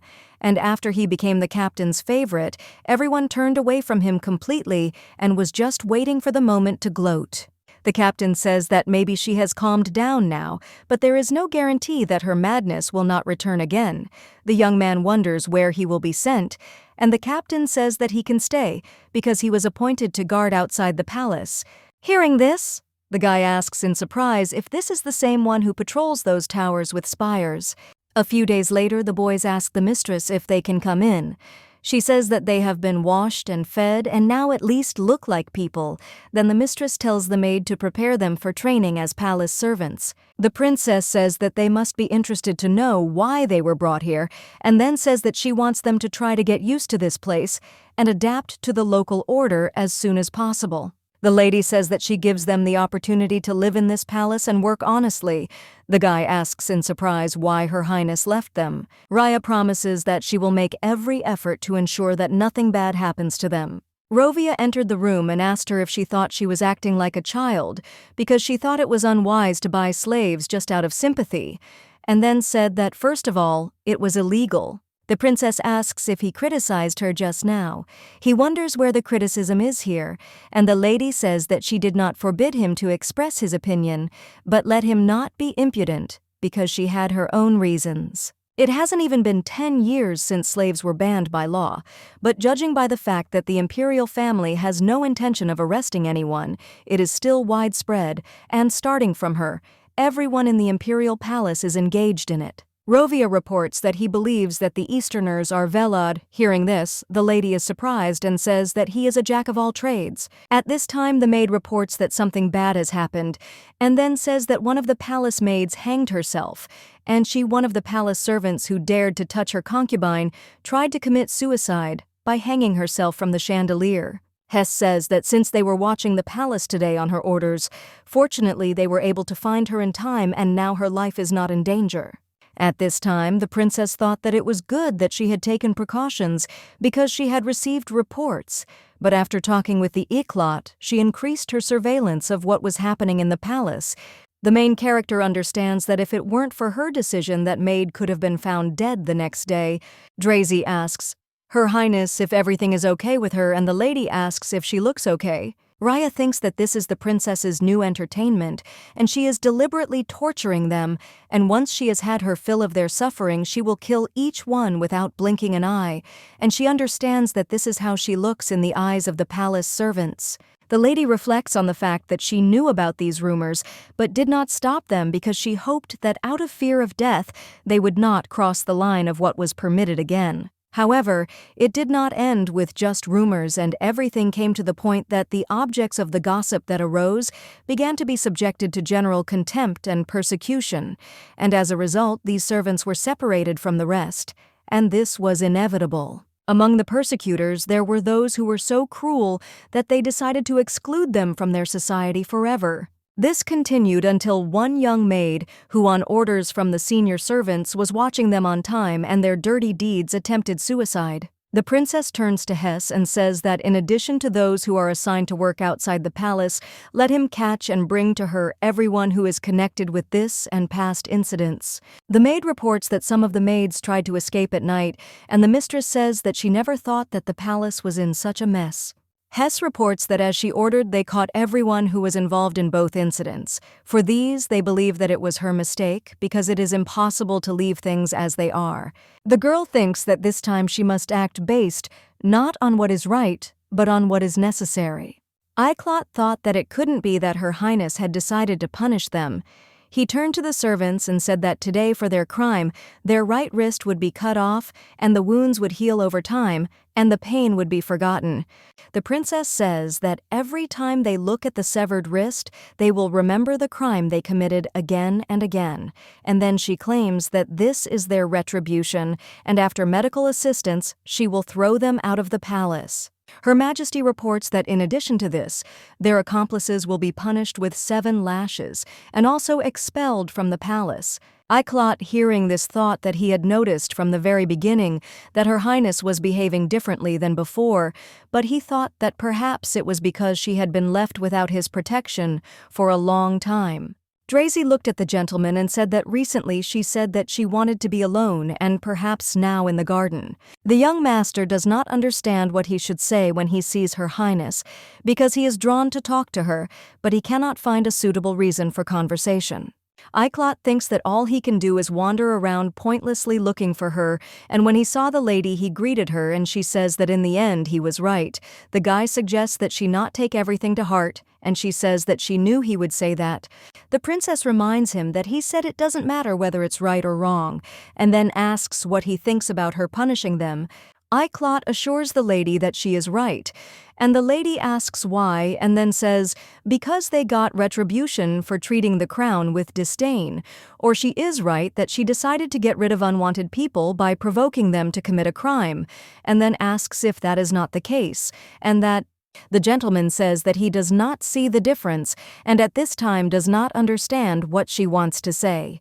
The lady believes that in the first case it is certainly their fault, and in the second case the blame can be placed on anyone, even on the emperor. Hearing this, Iclot gets down on his knees and asks the lady not to do this. The main character thought that she always considered it terribly unfair to blindly follow the authority of power and not what is right, but she understands that Iclot is the person who, if he obeys, someone will devote himself entirely to him, and therefore thinks that she should try to talk to him. The princess says that she wants to ask him something and also wonders if he will answer her question. Rhea says that when the means to achieve the goal turns out to be wrong, it needs to be corrected. Otherwise, you can act differently and find a new means. The girl says that one should remember the goal, and if it is initially wrong, then no matter what method you choose, the result will be disastrous, and therefore she asks what means it will become wrong or new for her. The main character thought that perhaps this man would never change, so she decided that if the meaning of his life was to serve his master until death, then she would be his master. Iclot claims that he will gladly become her new vehicle and will follow her wherever she chooses. Sigurd is assigned to guard duty, and the main character asks what it means. The gentleman asks if she thought that upon his return he would take his former place. The princess reminds him that he had stipulated that he was not only the youngest vice-captain, but also the first commoner to achieve such a high position, and then asks where she was wrong. Rovia says that everything is correct, and he doubts that the one who took the place after him will kindly agree to return him, because anyway, back in the days when he became vice-captain, there were many dissatisfied people who said that his appointment was unheard of. The lady thinks that nothing is going as it should, but she wonders why she only finds out about these rumors now. The gentleman asks if she didn't pay attention to such things from the beginning. Rovia says that if Her Highness is disturbed with useless news, there is a risk of leaving the palace feet first, because she understands that there is nothing strange in the fact that those below her are wary of saying an unnecessary word to her. The maid tells the mistress that Sir Iclot has arrived, and she says that they told him to come in. Iclot greets the lady and then kisses her hand. He says that news has reached him that territorial negotiations with Rothschild are now headed by her. Her Highness and His Majesty has ordered him to advise her on military matters. Hearing this, the main character remembered that this really happened, and she wondered if the Emperor had specifically entrusted her with this task, and his true goal was to improve their relationship with Iclot. The princess says that it is not worth it because he is entitled to rest now, since he has only recently returned from an exhausting journey, and besides, she has more than enough Rovia in this matter now. The Marquis reports that for the first time he sees a man who has less pride than he does, and Iclot reports that he believes that he meant to say not pride, but conscience. Rovia asks in surprise what he is talking about, and the lady objects and suggests that they stop, and then says that she doesn't care whether they quarrel or not, but asks to choose a more suitable place and time. Iclot asked for forgiveness from Her Highness, and the main character thought that it was like a cat and a dog. And even the reactions were different, and then she asked if the captain of the knights would come to see her later. Eldria says that she also wants to tell him something, and now, as she sees it, the situation is not conducive to dialogue. The man says that he understands and will come to her in the evening. Rovia wonders why she has to talk to him alone and then suggests that she was being direct and asks what it is that he shouldn't know, and also wonders if she just doesn't trust him because he cheated on her once. The man claims that if it is neither one nor the other, then he does not understand what these secrets are for and then orders them to speak here and now. The lady screaming asks what's wrong with him today, and at that moment she thought about not only what's wrong with both of them, but it's as if they've gone crazy because she understands that there was absolutely no reason to be so nervous, and they're behaving like children, and she thinks that then she'll have to calm them down. Rhea touches his hand and suggests that he calm down, and the guy turns to Her Highness and asks her not to let this man get close and not to trust him, and then asks if she understood what he told her. Iclot, hearing this, asks if he understands where he is and who he is talking to, since he believes that showing such disrespect is unforgivable. Rovia turns to Her Highness and asks if she will punish him, and at that time the lady thought that he was cunning because he knew perfectly well what she would answer, and then said that this would not happen. The blond man asks if he heard, and then claims that it doesn't concern him in any way, and therefore he can go free. Iclot turns to the lady and says that he insists on his punishment. Rovia reminds that Her Highness said that she is not against his behavior, and therefore suggests that he calm down already. The main character orders them both to go away. In the evening, the princess informs him that he is late, and the man asks for forgiveness. She says that there is no need to apologize and first offers him to sit down. The lady thought that it seemed to her that the distance between them was less than usual, and at that time the man began to undress, and the girl did not understand what he was doing now, and then said that he was somehow strange. Iclot asks if she finds him awkward, and the lady says that it is not about that, but the man touches her lips, and she does not know what to do now. The gentleman asks if he can touch Her Highness. Hearing this, the girl is confused and asks if he is talking about a kiss, because she does not understand how it is possible so immediately without foreplay. Iclot laid the lady on the bed and then began to kiss her. She objects and pushes him away from her, and then says that it seems he misunderstood her and asks if he is going to sleep with her now. Initially, Rhea was afraid that he would want to despise her in revenge for the fact that the princess sent him to war, but in reality, it turns out that everything is different. The man claims that he is following her orders. She asks if this means that he is not doing this because he wants to, and also wonders if this is his desire. The gentleman claims that it is his duty as her concubine to humbly serve Her Highness, and if she did not like how he does it, then let her tell him because he must take measures to be useful to his mistress. The princess objects and says that since it is so, it is not necessary, and he is interested because of what happened during the day, and then asks to believe him since she will not find anyone more likely than him. Eldria says that this is not a lack of trust in him because she believes that he deserves more, and if he himself does not want it, then she will not force him, because she really only called him to talk. The girl apologizes for misleading him because she believes that he understood her proposals differently. Iklat thinks that she doesn't need to apologize and asks what she wanted to say, and at that time the girl thought that there was something to apologize for, and considering the antics of the previous princess, of course he thought about it. The lady does not understand how she could so carelessly agree to meet in the evening, and does not even know why he had such a reaction. The man puts on his clothes and the girl looks at him and doesn't understand why she has such unpleasant sensations that it's impossible to describe in words. Iklat thinks that it is too late for conversation and it would be better to meet another time and talk then. Rhea grabs the guy's hand and asks him to wait, and then tells him to take care of himself. And at that time she thought about whether she said it right, and then says that she liked that kiss. The man says that he understands her and then leaves, and wishes her good night. When the princess was left alone, she blushed with shame, and thought that it was simply impossible to imagine anything worse, but she felt that she couldn't just let him go. The girl understands that she knows very well that a person who thinks only about debauchery will never become an outstanding ruler. She does not know how not to lose her head when so many seductive, handsome men are just asking to get into her bed.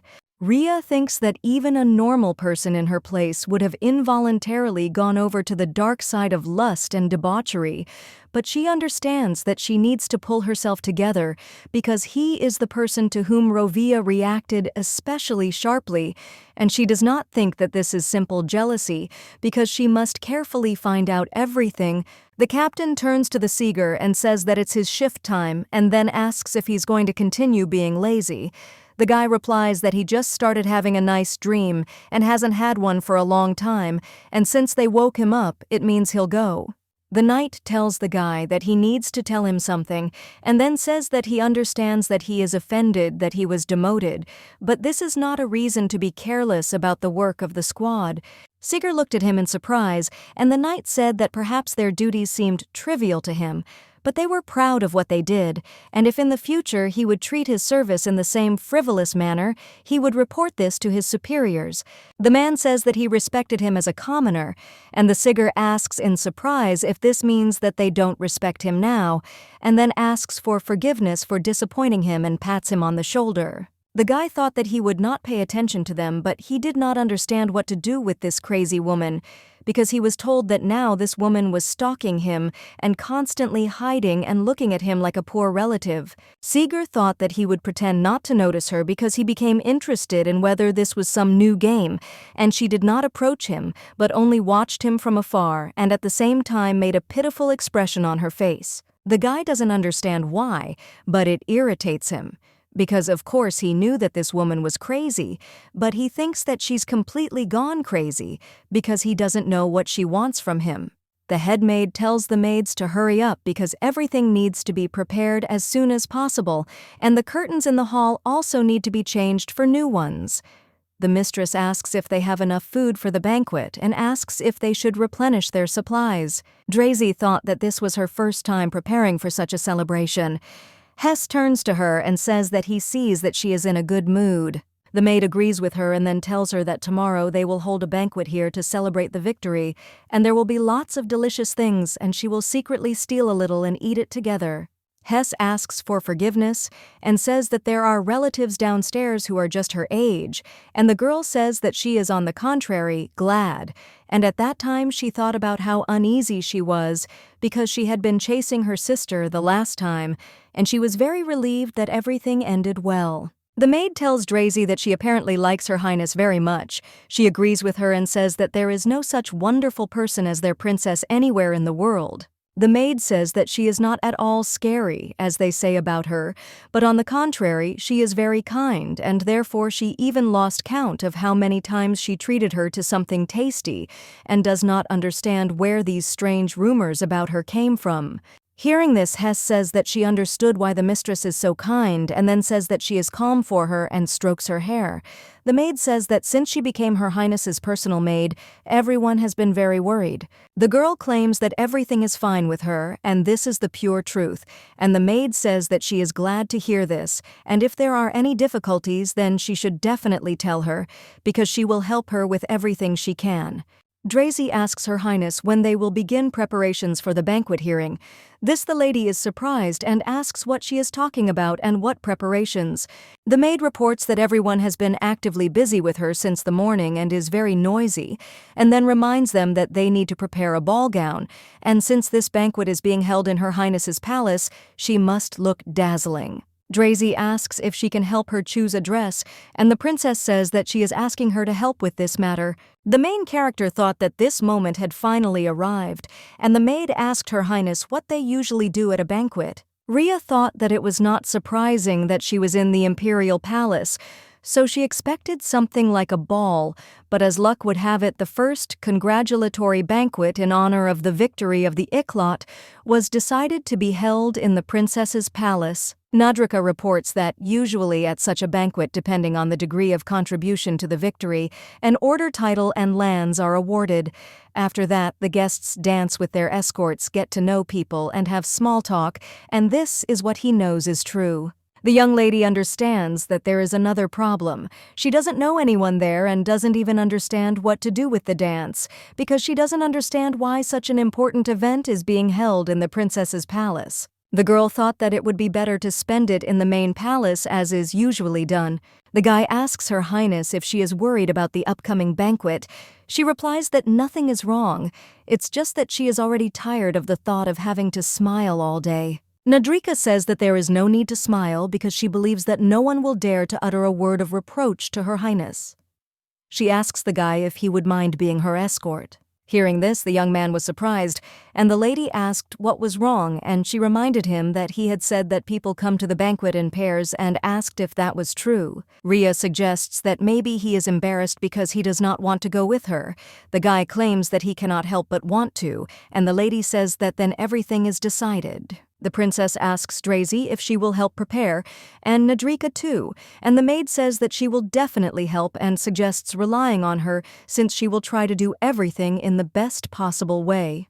Nadrika asks the lady if his presence will cause any inconvenience. The princess reminds him that he is going there as her escort, and therefore he has nothing to worry about. He says, as he said, who would dare to say a word of reproach to her? The maid turns to Her Highness and says that perhaps she will leave the two of them alone and wishes to have a good time. Hess informs the princess that the banquet will begin soon. The mistress tells Drazy that she helped her a lot and therefore is pleased with her work, and as a reward, she can eat whatever she wants, and she has already given orders in the kitchen. The maid looked at them with delight and said that the two of them look perfect together. Rhea says that then she is going. The lady turns to Nadrika and says that during the entire preparation, he did not say a word and then asks what is bothering him. He says that it will be the first time he will be at such a banquet, and therefore he is a little nervous. The main character thought that if she had known that this would be their first social outing together, she would have chosen a better place and time. The guy asks Her Highness if she is worried because there will be many guests at the banquet, and he thought that this could cause problems because her memory has not yet been restored. The princess says that it's okay because she thinks she can handle it, and then says that they should hurry because they might be late. The young man thinks that there is nothing to worry about since the main characters are never late, and they always arrive on time. The emperor says that the brave warriors have won another victory in a difficult battle in the name of their great empire, and therefore he places great hopes on them and invites them to make great efforts to defend their homeland so that its pride and glory will increase. The knights kneel and claim that everything will be done because they are ready to give their lives for their homeland and serve the king. The main character thought that she never ceases to be surprised because sometimes he seems immature, but still being an emperor is in his blood. She understands that this banquet is in honor of the victory in the war, but does not know where their heroes are. Iklot, who was the main hero of the celebration and realized that he is not visible, Nadrika turns to the princess and says that his premonition tells him that this banquet will not be so peaceful. The lady says that a little more and she would have been in big trouble because she realized that the problems had already occurred at the beginning of the banquet, but thanks to him, she avoided terrible troubles. The young lady understands that if she had not recognized the Empress, everyone would have thought that she had gone completely crazy or was asking for a scandal. The young man explains that this is the only thing he could do in this situation, and now he wonders if it was in vain that he intervened, since he thinks that it was impudent on his part. Suddenly the gentleman comes up to the princess and says that they haven't seen each other for a long time, and at that moment she smelled alcohol and thought that he didn't understand where he was, and she wondered how he could get drunk to such a state. The girl does not understand why he seems familiar to her, and judging by the reaction of those around him who did not block his way at all, they know what kind of relationship he had with the princess. The princess tells him to let her go, and the man asks why, and then says that he noticed that she was without an escort and therefore decided to do her a favor. Hearing this, the main character thought that he doesn't consider Nadrik a person, and then says that now she doesn't want to raise unnecessary noise and suggests that he disappear while she asks nicely. The man says that she is again, and then asks that he does not know that she is like this only in words, and then suggests that they go away for a while together.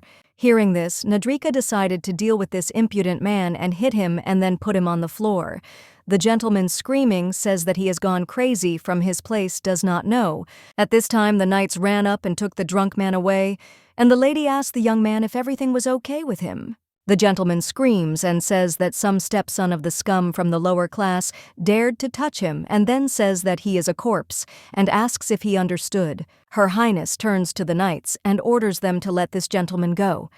Hearing this, the drunk man screams and says to let him go, idiots because they were told about this, and then asks how some ordinary knights from the common people will take him away and calls them impudent bastards. The princess grabs a drunk man by the neck and says that he has no upbringing at all. He asks in surprise what she is doing, and the lady suggests that he try for the first time in his life and think about it.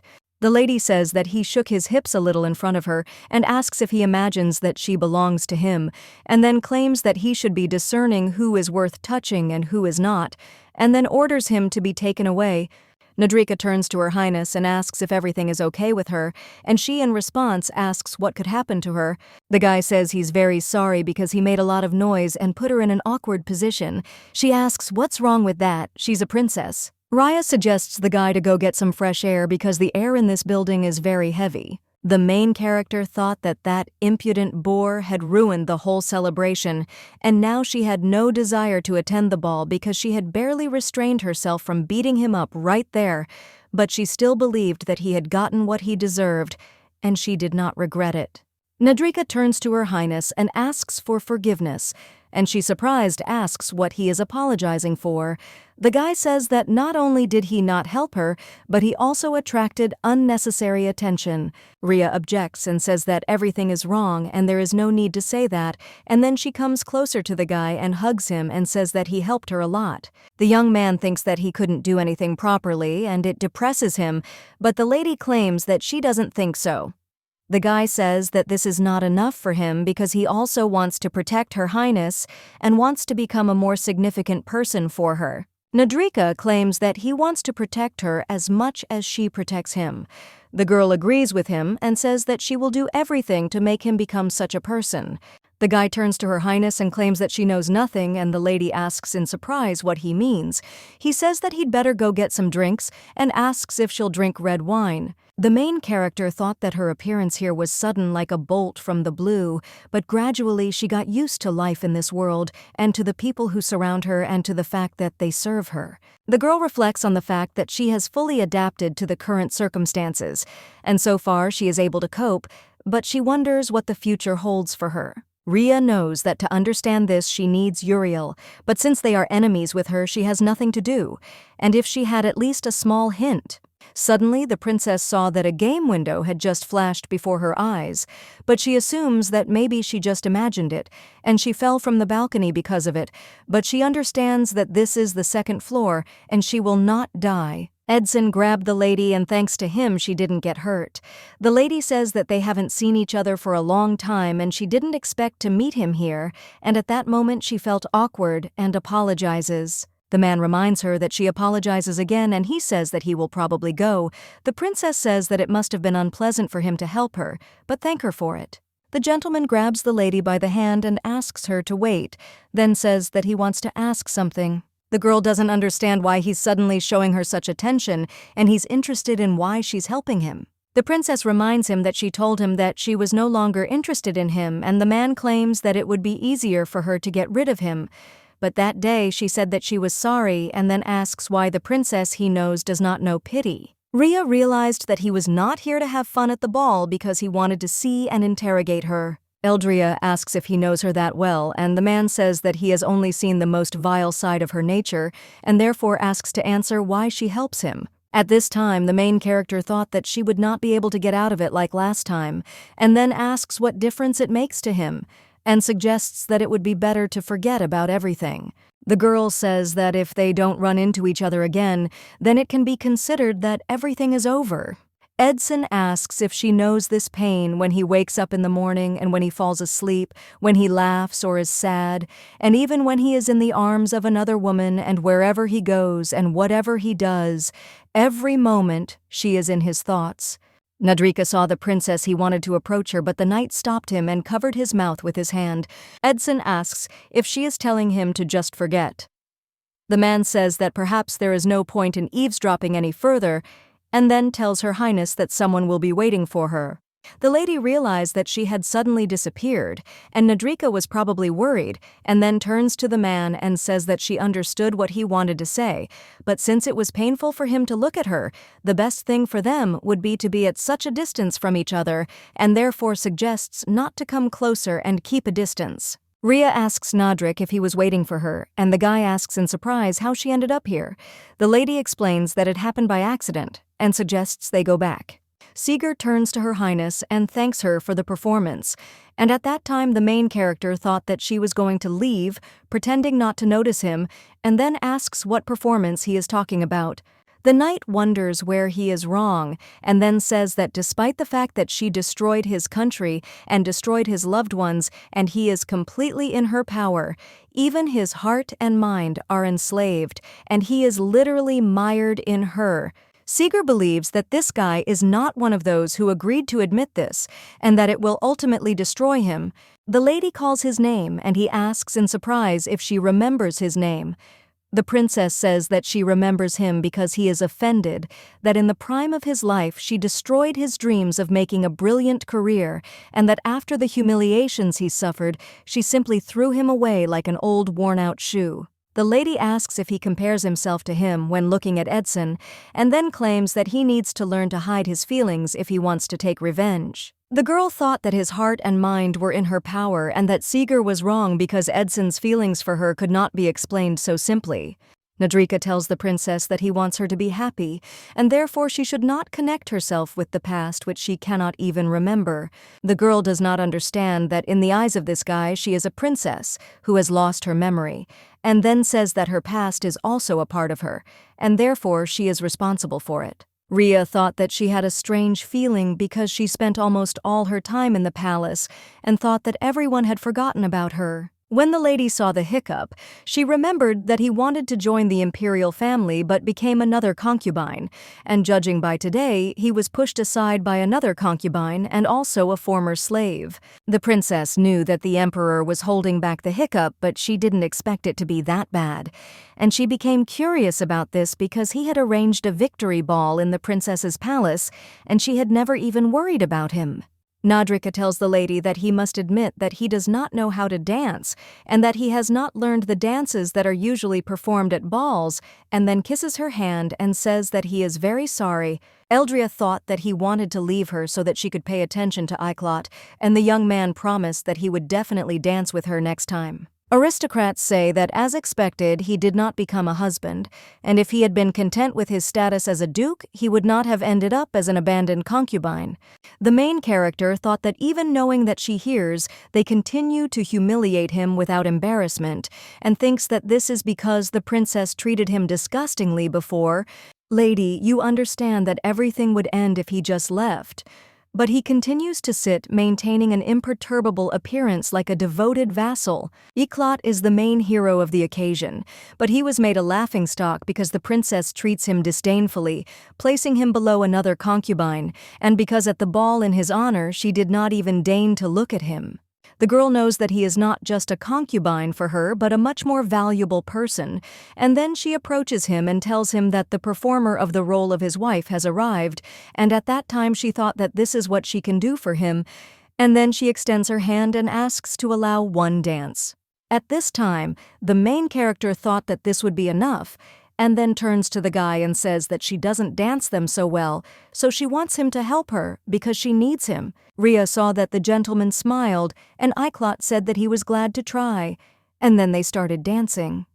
Lady thought about how she stepped on his foot for the 6th time, and then said that she warned that she was a bad dancer. The gentleman turns to Her Highness and says that he apologizes in advance for being rude, and she says that she forgives him and then asks what rude thing he is going to do. The princess says that she feels like her feet don't touch the floor, but he claims that this is how it was intended. On the ceiling there is a dazzlingly shining gilded chandelier, and on all sides there is a bright light of lights, and the princess and aristocrats dancing among them, and the main character realized that she actually ended up in another world. Eldria tells the master that she thought she only needed him, but she took his devotion for granted, but she believes that a relationship is not something that can be one-sided. The girl says that instead of endlessly seeking his support, she should become his support Iklat, thanks him for his concern, and then claims that she has no need to worry about him. The princess suggests calling her at any time if he has any difficulties, because she will come to him. Raya reflects on how she kept thinking about how she could sneak out of the ballroom, but who would have known that the reason would be that she had drunk too much and felt tired from it. The lady saw the Nadrik and realized that he had been waiting for her all this time. The guy asks how the ball went, and she replies that she trampled someone's feet and thinks that they must be pretty swollen. The girl thanks the young man for giving her the opportunity to talk to Iklat. He says that she was worried about him, and that is why he made such a decision. Rovia screams and turns to Her Highness and asks why she didn't come to him, and then asks if she was with him at the ball, and then reminds him that he told her not to trust him. The man says that he was waiting for her and waiting for her to come, and thought that she would want to ask him at least before meeting him again, and before laughing carefree with him in front of everyone. The gentleman realizes that she never showed up and then asks if he is even allowed to do this. Raya says that she trusts Iklat hearing this. The man is surprised and asks if he is worthy of her trust, and then claims that he wanted to improve and tried as best he could, but all his efforts were meaningless for her. The princess objects and says that they are not meaningless, and Rovia offers to prove it to him and go with him right now. The girl asks Nadrika if he can wait a little and then leaves with the gentleman. The guy says that he will wait in her room.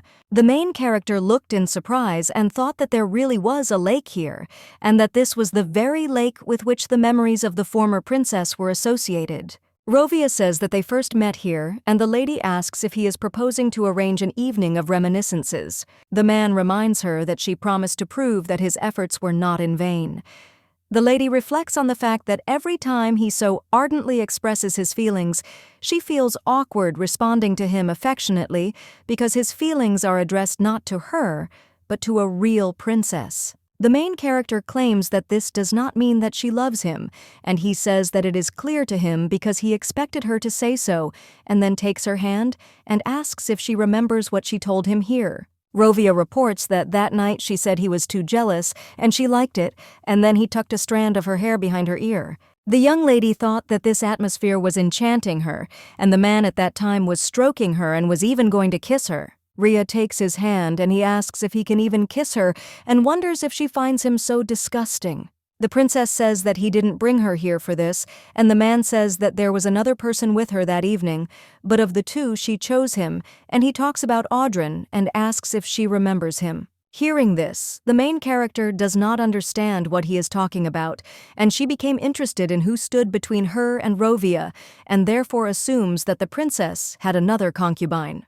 The gentleman says that she chose him but kissed another, and he was still wondering why, and then asks if she wanted to see his despair and asks her to answer because he wants to hear it from her.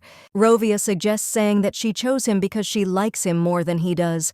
At this time, the young lady thought that the princess whom Rovia knows is no longer an existing person, and she does not know what to do, and thinks that maybe she should apologize by saying that she does not remember, but she assumes that it will be better if he finally stops depending on the princess, and he must be waiting for this answer. Ria says that this is true because she liked him more then, and at that time she thought that she sincerely wants him to stop tormenting himself with these doubts. The girl became interested in why he was not saying anything and thought that this was some kind of strange silence, and at that time she wanted to touch him, but he suddenly grabbed her hand. Rovia says that Odrin Viad Cecilia. This is the name of the previous emperor who died 12 years ago, and she could not possibly confuse this name, and she was never here with him. The man asks who she is and tells her to answer immediately. She screams and says not to touch her, and at that moment I thought that she was caught. The main character understands that she knew little about this world and did not allow herself to relax for a minute. However, besides the Nadrika, Rovia is the person who is closest to her, and sooner or later he had to guess and assumes that this could not have happened so soon, and then reports that she lost her memory. The gentleman thinks that there is no point in saying that she lost her memory because she is a different person. Hearing this, the girl thought that he was firmly convinced of this. Rovia asks if he scared her, and Ria agrees with him and says that he is right, and then says that she is not a princess. At this time, the man remembered that when he first met her in the library, he was enchanted and soon realized that he was irresistibly drawn to her. After Rovia began courting and gained her attention, her acquaintances cast sideways glances at him, but he was still glad to see her any time. When the guy made a bouquet of flowers, he came to the lady, but the maid did not let him go because the princess was busy. The guy was sure that he would go to her today, and when he entered, he saw the lady with other guys, and so he became her concubine, or rather a nameless toy with which she played and forgot. The man was so angry that he was ready to take revenge. At this time, the main character asks what he will do and whether he will tell everyone. He says that he did not even think about it. The girl asks why he then forced her to reveal herself, and what does he get out of it since she believes that he wanted to lie, to get the truth out of her and then blackmail her. The guy turns to Her Highness and comes closer to her, and the lady screams and tells him not to come near her, and then takes a step back and suddenly falls out of the boat. The young lady thought about how amazing it was, how quiet it was underwater, and how alone she was in the whole world, and she wondered if she really existed, or if she had always been a princess, but because of a system failure, other people's memories had gotten into her head. The girl reflects on the fact that she is simply a system error and perhaps her destiny is to be damaged or erased from this world, but even so she wants to live. And at this time, Rovia, without thinking twice, saves the main character. After some time, he turns to the princess and tells her that he did not believe himself, that he fell in love with her again like a naive fool, but he was wrong because he did not fall in love with the princess. Raya realized that this was a lie and he was trying to deceive her again, and then asked if he fell in love with her, because first the princess, then Uriel, and now her. The young lady thinks that she has too many reasons not to believe him, but the guy claims that he is not lying because he guessed that the princess and he are different people, and therefore it does not frighten or repel him. Eldria wonders why she and whether it is so necessary to love someone, because it does not matter who it will be. The man objects and says that this is completely different because only she was able to awaken such strong feelings in him, and then asks what it is, if not love. The girl asks if he is sure that she is not another one of his temporary insanities, and the guy claims that he wanted it to be that way, but everything is not so simple. The lady wonders what he wants from her and whether he demands to accept his feelings. She claims that blackmail will not work because any word he says against her will make him worse, and then asks who will be believed more. Raya suggests that he be careful and that the fact that she doesn't kill people doesn't mean that she's not capable of it. Rovia claims that she is too kind, and the lady asks what he means by that. The man says that his story with the order was a fabrication, but she truly felt sorry for him and wanted to console him and asked what he knew about her. The young man claims that she has a kind heart, and the princess he knew was never merciful. Hearing this, the main character thought that she had been waiting for these words for a long time because she had been so afraid, had put so much effort into changing the princess's reputation, and now she had been called kind. The gentleman asks to be allowed to stay with her because she must not believe him, because she understands that his deception could have confused her, and then asks to believe that he is on her side and also to give him a chance because he will prove it to her. The princess says that she can't, but the guy claims that he will still try to convince her and achieve that she will feel sorry for him herself. The man says that until then, he will not demand anything else and will not touch her without permission, and therefore asks to let him hug her now. At this time, the girl became interested in whether Rovia had been thinking about this conversation for a long time, and then asks if he is afraid of her, and the young man claims that she is charming, and he is not afraid of her. The lady remembered that, as he had said, she was not a real princess, and she hid the whole truth from Nadrike, who was devoted to the princess and sought solace in his arms. Ria reflects on how she felt guilty about Edson's mental trauma, but continued to pretend to be the ruthless Eldria in front of him. The princess was bathed in the care and attention of the noble Iklot, as if she had every right to it, but she understood that she was a fake Eldria. The main character understands that since she came to this place for the first time, she was able to be with herself. Nadrika looked at the lady and thought that she had returned completely soaking wet, and the lady was wondering if he was sleeping. The guy replies that he is not sleeping, and she says that there is something that she must tell him, and at that time I thought that he is the first person who deserves to know the truth, and she must do it right now, and must lay it all out even if it hurts him. But she does not want to deceive him any longer. The girl doesn't understand where to start and how to explain it to him.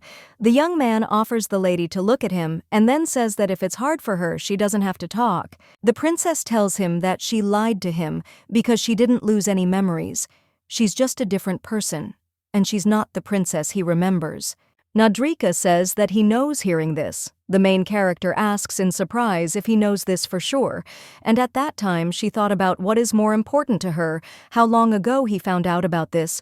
The young man says that at that moment he understood everything, because on the day of their first meeting she took him by the hands, and the princess would never have done that. Ria heard this and asked why he didn't tell her, and since he knew this from the very beginning, why did he help her? Nadrika explains that he thought he could catch his breath a little, that he had gotten out of hell for a while, but at some point he began to pray that it would last forever.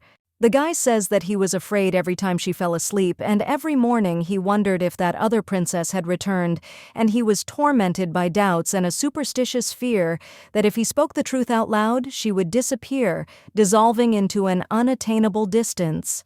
The young man asks her why he helped her, and then kisses her hand and says that she already knows the answer. And by the way, he noticed that Rovia also guesses about her. The lady understands that he is observant, and the guy says that she has sunk into his heart not as a princess, but as a Rovia, who has been tirelessly watching her all the time, and believes that he is a smart person who has revealed the truth, and he has no intention of harming her. Nadrika asks if she is considering accepting him or not, and then suggests that she should accept him. She is surprised and asks why he is advising her this, and whether it is because she is a real princess. The young man claims that this is not so, and the lady asks if she is a burden to him. He says that he is afraid because she is in danger, but he is weak and cannot protect her. The guy says that it is painful for him to look at her and realize that he is powerless to help her, and then he hugs her and starts crying. And then he suggests that she not hesitate and accept him because this gentleman will become her ally. Nadrika asks the lady to take care of herself for his sake, because she cannot lose her, because for him she is the most important woman in the world, and he values her very much. Uriel came to the gentleman and he asks how she is living and then hugs her. The girl answers that it is bearable and then asks how that woman is doing. The man wonders why she constantly asks about her, and she says that she has no right to ask now, since thanks to her work she lives in this wretched and dirty shack. Uriel believes that it is her fault that her life went to waste, and he never even stood up for her and would have finally done something if he truly loved her. The girl asks if he swallowed his tongue and maybe he is indifferent to her, and also suggests that he cannot answer her because he has no words. The gentleman claims that she has always been dear to him as she is now, and the girl screaming suggests that he take a closer look at her dire situation. Uriel says that an ordinary servant who was underfoot was kicked out of the palace, but for him as a former member of the royal family, this is a mere trifle. Edson thinks she knows he doesn't think so, and she wonders if she should be grateful to him. The man claims that she was banished because of her fault, and the lady objects and says that she did nothing special, and he speaks as if he were a saint. And then she says that all people make mistakes, only some get away with it and live happily ever after, while others can only whine about their unfortunate situation, that now she is one of those others, and she is not happy with this, and therefore will not leave it like this. At this time, the guy thought about whether it was true that the woman he fell in love with was standing in front of him, and at the moment when he was so angry and confused that he could not trust anyone, she became the only one who did not let him perish in the abyss of despair from the shame and hatred that consumed him. Uriel claims that she will not forgive her, and Edson suggests that it would be better to forget about the princess, because they could go somewhere and live far from the palace. The gentleman announces that he has officially become a knight and will now receive a salary, and this money will be enough for a comfortable life, even for an aristocrat on the outskirts. Edson understands that this is enough for him, and at that time he thought about the princess who told him to forget and keep his distance not too far and not too close, but just enough for each of them to go their own way. Uriel asks if he's telling her to forgive this woman and also wonders if he's laughing in her face, and the guy reminds her that he said it's better to forget and then asks what came over her. At this time, the girl thought that he was acting as if he had already forgiven the princess and considered him a noble fool even in his hatred, and this made her sick. Uriel understands that he was like that from their first meeting, but he disdained to be trampled by the princess for the sake of his people and easily agreed to part with his life just to protect her. The girl thought that since he was such a faithful knight who dedicated himself to her, then let him do as she tells him. Edson says that he understands how she feels, and then tells her that he only has her, and therefore suggests leaving everything as is and leaving. Hearing this, the lady does not understand who wants this, and she wonders, since when they do only what he wants. Uriel asks if he has forgotten her true nature, and then reminds him that she likes to play and manipulate people, and then asks who can guarantee that she won't do the same to them. The girl screams and asks if he still doesn't understand, and then says that if she just says a word that she changed her mind, it's the end for them, and asks if he really hopes that the princess will leave them alive. At this time, the guy thought that this was possible, but at some point Uriel, who seemed to never change, and the princess changed, and he himself was no longer the same as before. The girl says that if he doesn't believe her, then let him kill this woman for her sake, because then she can run away with him and forget everything. The system notification says that she has made a request that is currently higher than what is allowed by Edson Velodu, and if he does not withdraw the request, his interest level will be permanently reduced by 80%. If she withdraws the request, there will be no changes, and the reduced level of interest will not be replenished again, and the answer options are A. Maintain the level of interest and endure the penalty. Uriel says that she is not asking to do it right now, but he must be ready for it. Edson thinks that he has spoiled her, and she hugs him and offers to take responsibility for it, and at that time she thought that she doesn't know why and how she got here, but she has to win. Nadrika woke up and screamed in surprise, asking for forgiveness because he had slept longer than Her Highness. The princess said that she herself did not want to wake him because he had cried a lot yesterday and was therefore very tired. The lady reports that she has a meeting this morning regarding territorial negotiations, and she has studied so much but is still not sure whether she will be able to cope with such responsibility. Nadrika claims that she will succeed, and if she is Rhea, then she should succeed. The lady thanked the guy and then kissed him and said that she will quickly sort it all out and come back. The main character thought that she had said so, but when she barely opened her eyes in the morning, she thought that it was just fatigue that had accumulated, and this sharp headache and cotton wool reminded her of something very familiar from her past life. The emperor proposes to start the meeting, and the topic of their discussion will be territorial negotiations related to the kingdom of Borne. And at this time, the girl thought that she had caught a cold. In fact, this meeting is an official meeting in which she takes the position of a responsible person and will try to take advantage of the situation and achieve what she has planned. Raya says that before discussing the main topic of the meeting, she would like to clarify one issue, because she is concerned that Sir Faces was not among those who were awarded awards for military merit, and then asks what is the reason for such injustice. The princess realizes that this is the answer to why the hiccup was not at the ball in honor of the victory celebration. The minister asks if he is not Her Highness's concubine, since he believes that concubines cannot be granted titles or lands, since this is a long-established tradition and not without reason. The main character thought about the fact that as far as she remembers, he is the chancellor of this country, and then asks what his reasons are.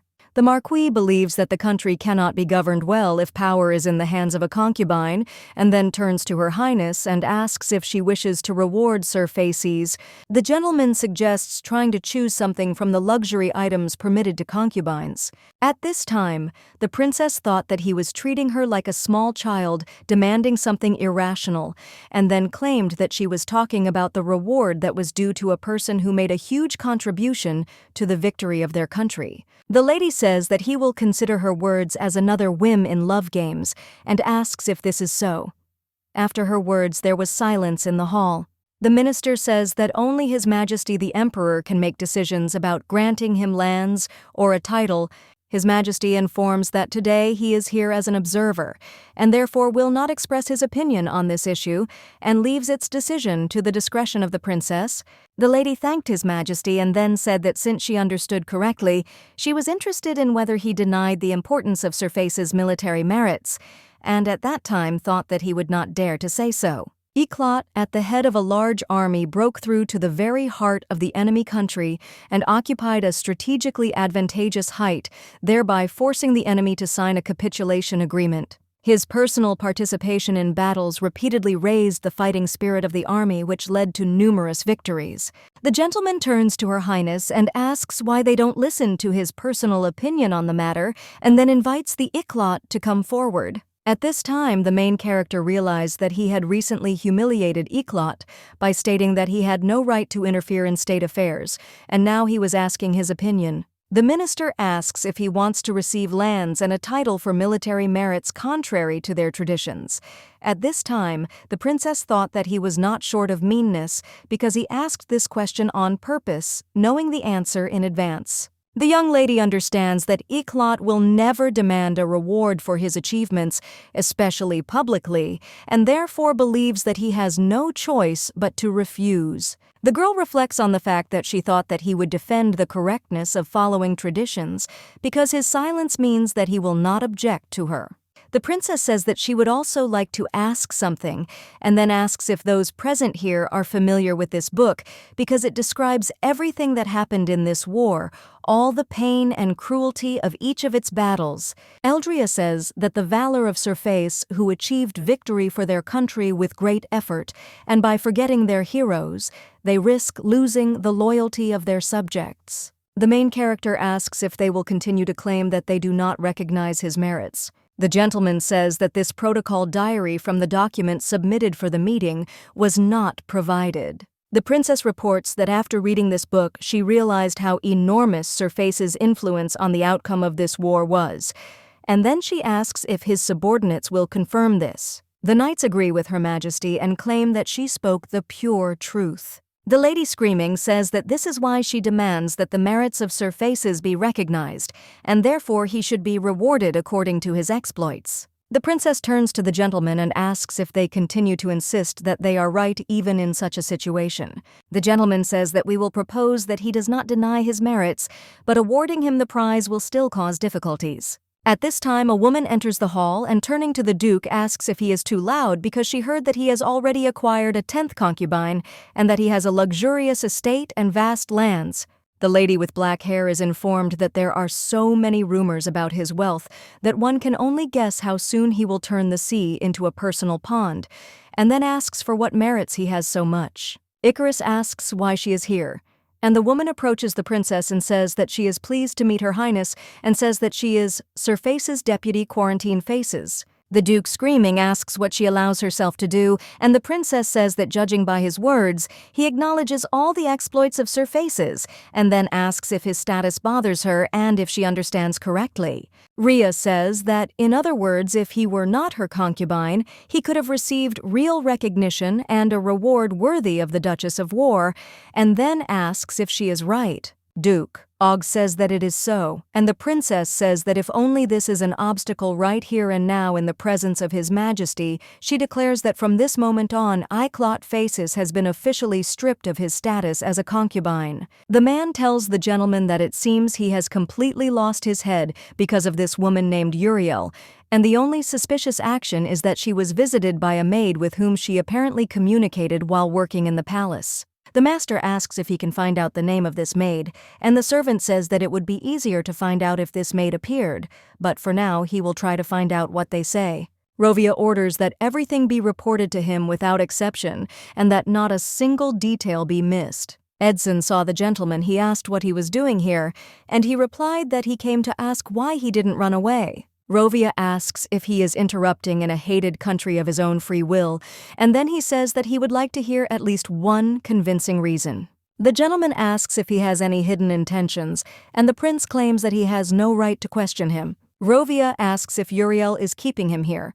Edson asks why he is bothered by this because he thinks it is none of his business, and he is sticking his nose into other people's business. The guy with blonde hair asks if he still hasn't realized that she's up to something, and also wonders if he really doesn't notice or is just pretending. Edson tells him to shut up, and the young man asks if he really still trusts her.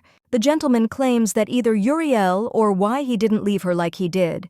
Hearing this, the guy asks in surprise if he left her and then explains that first of all, she was never his.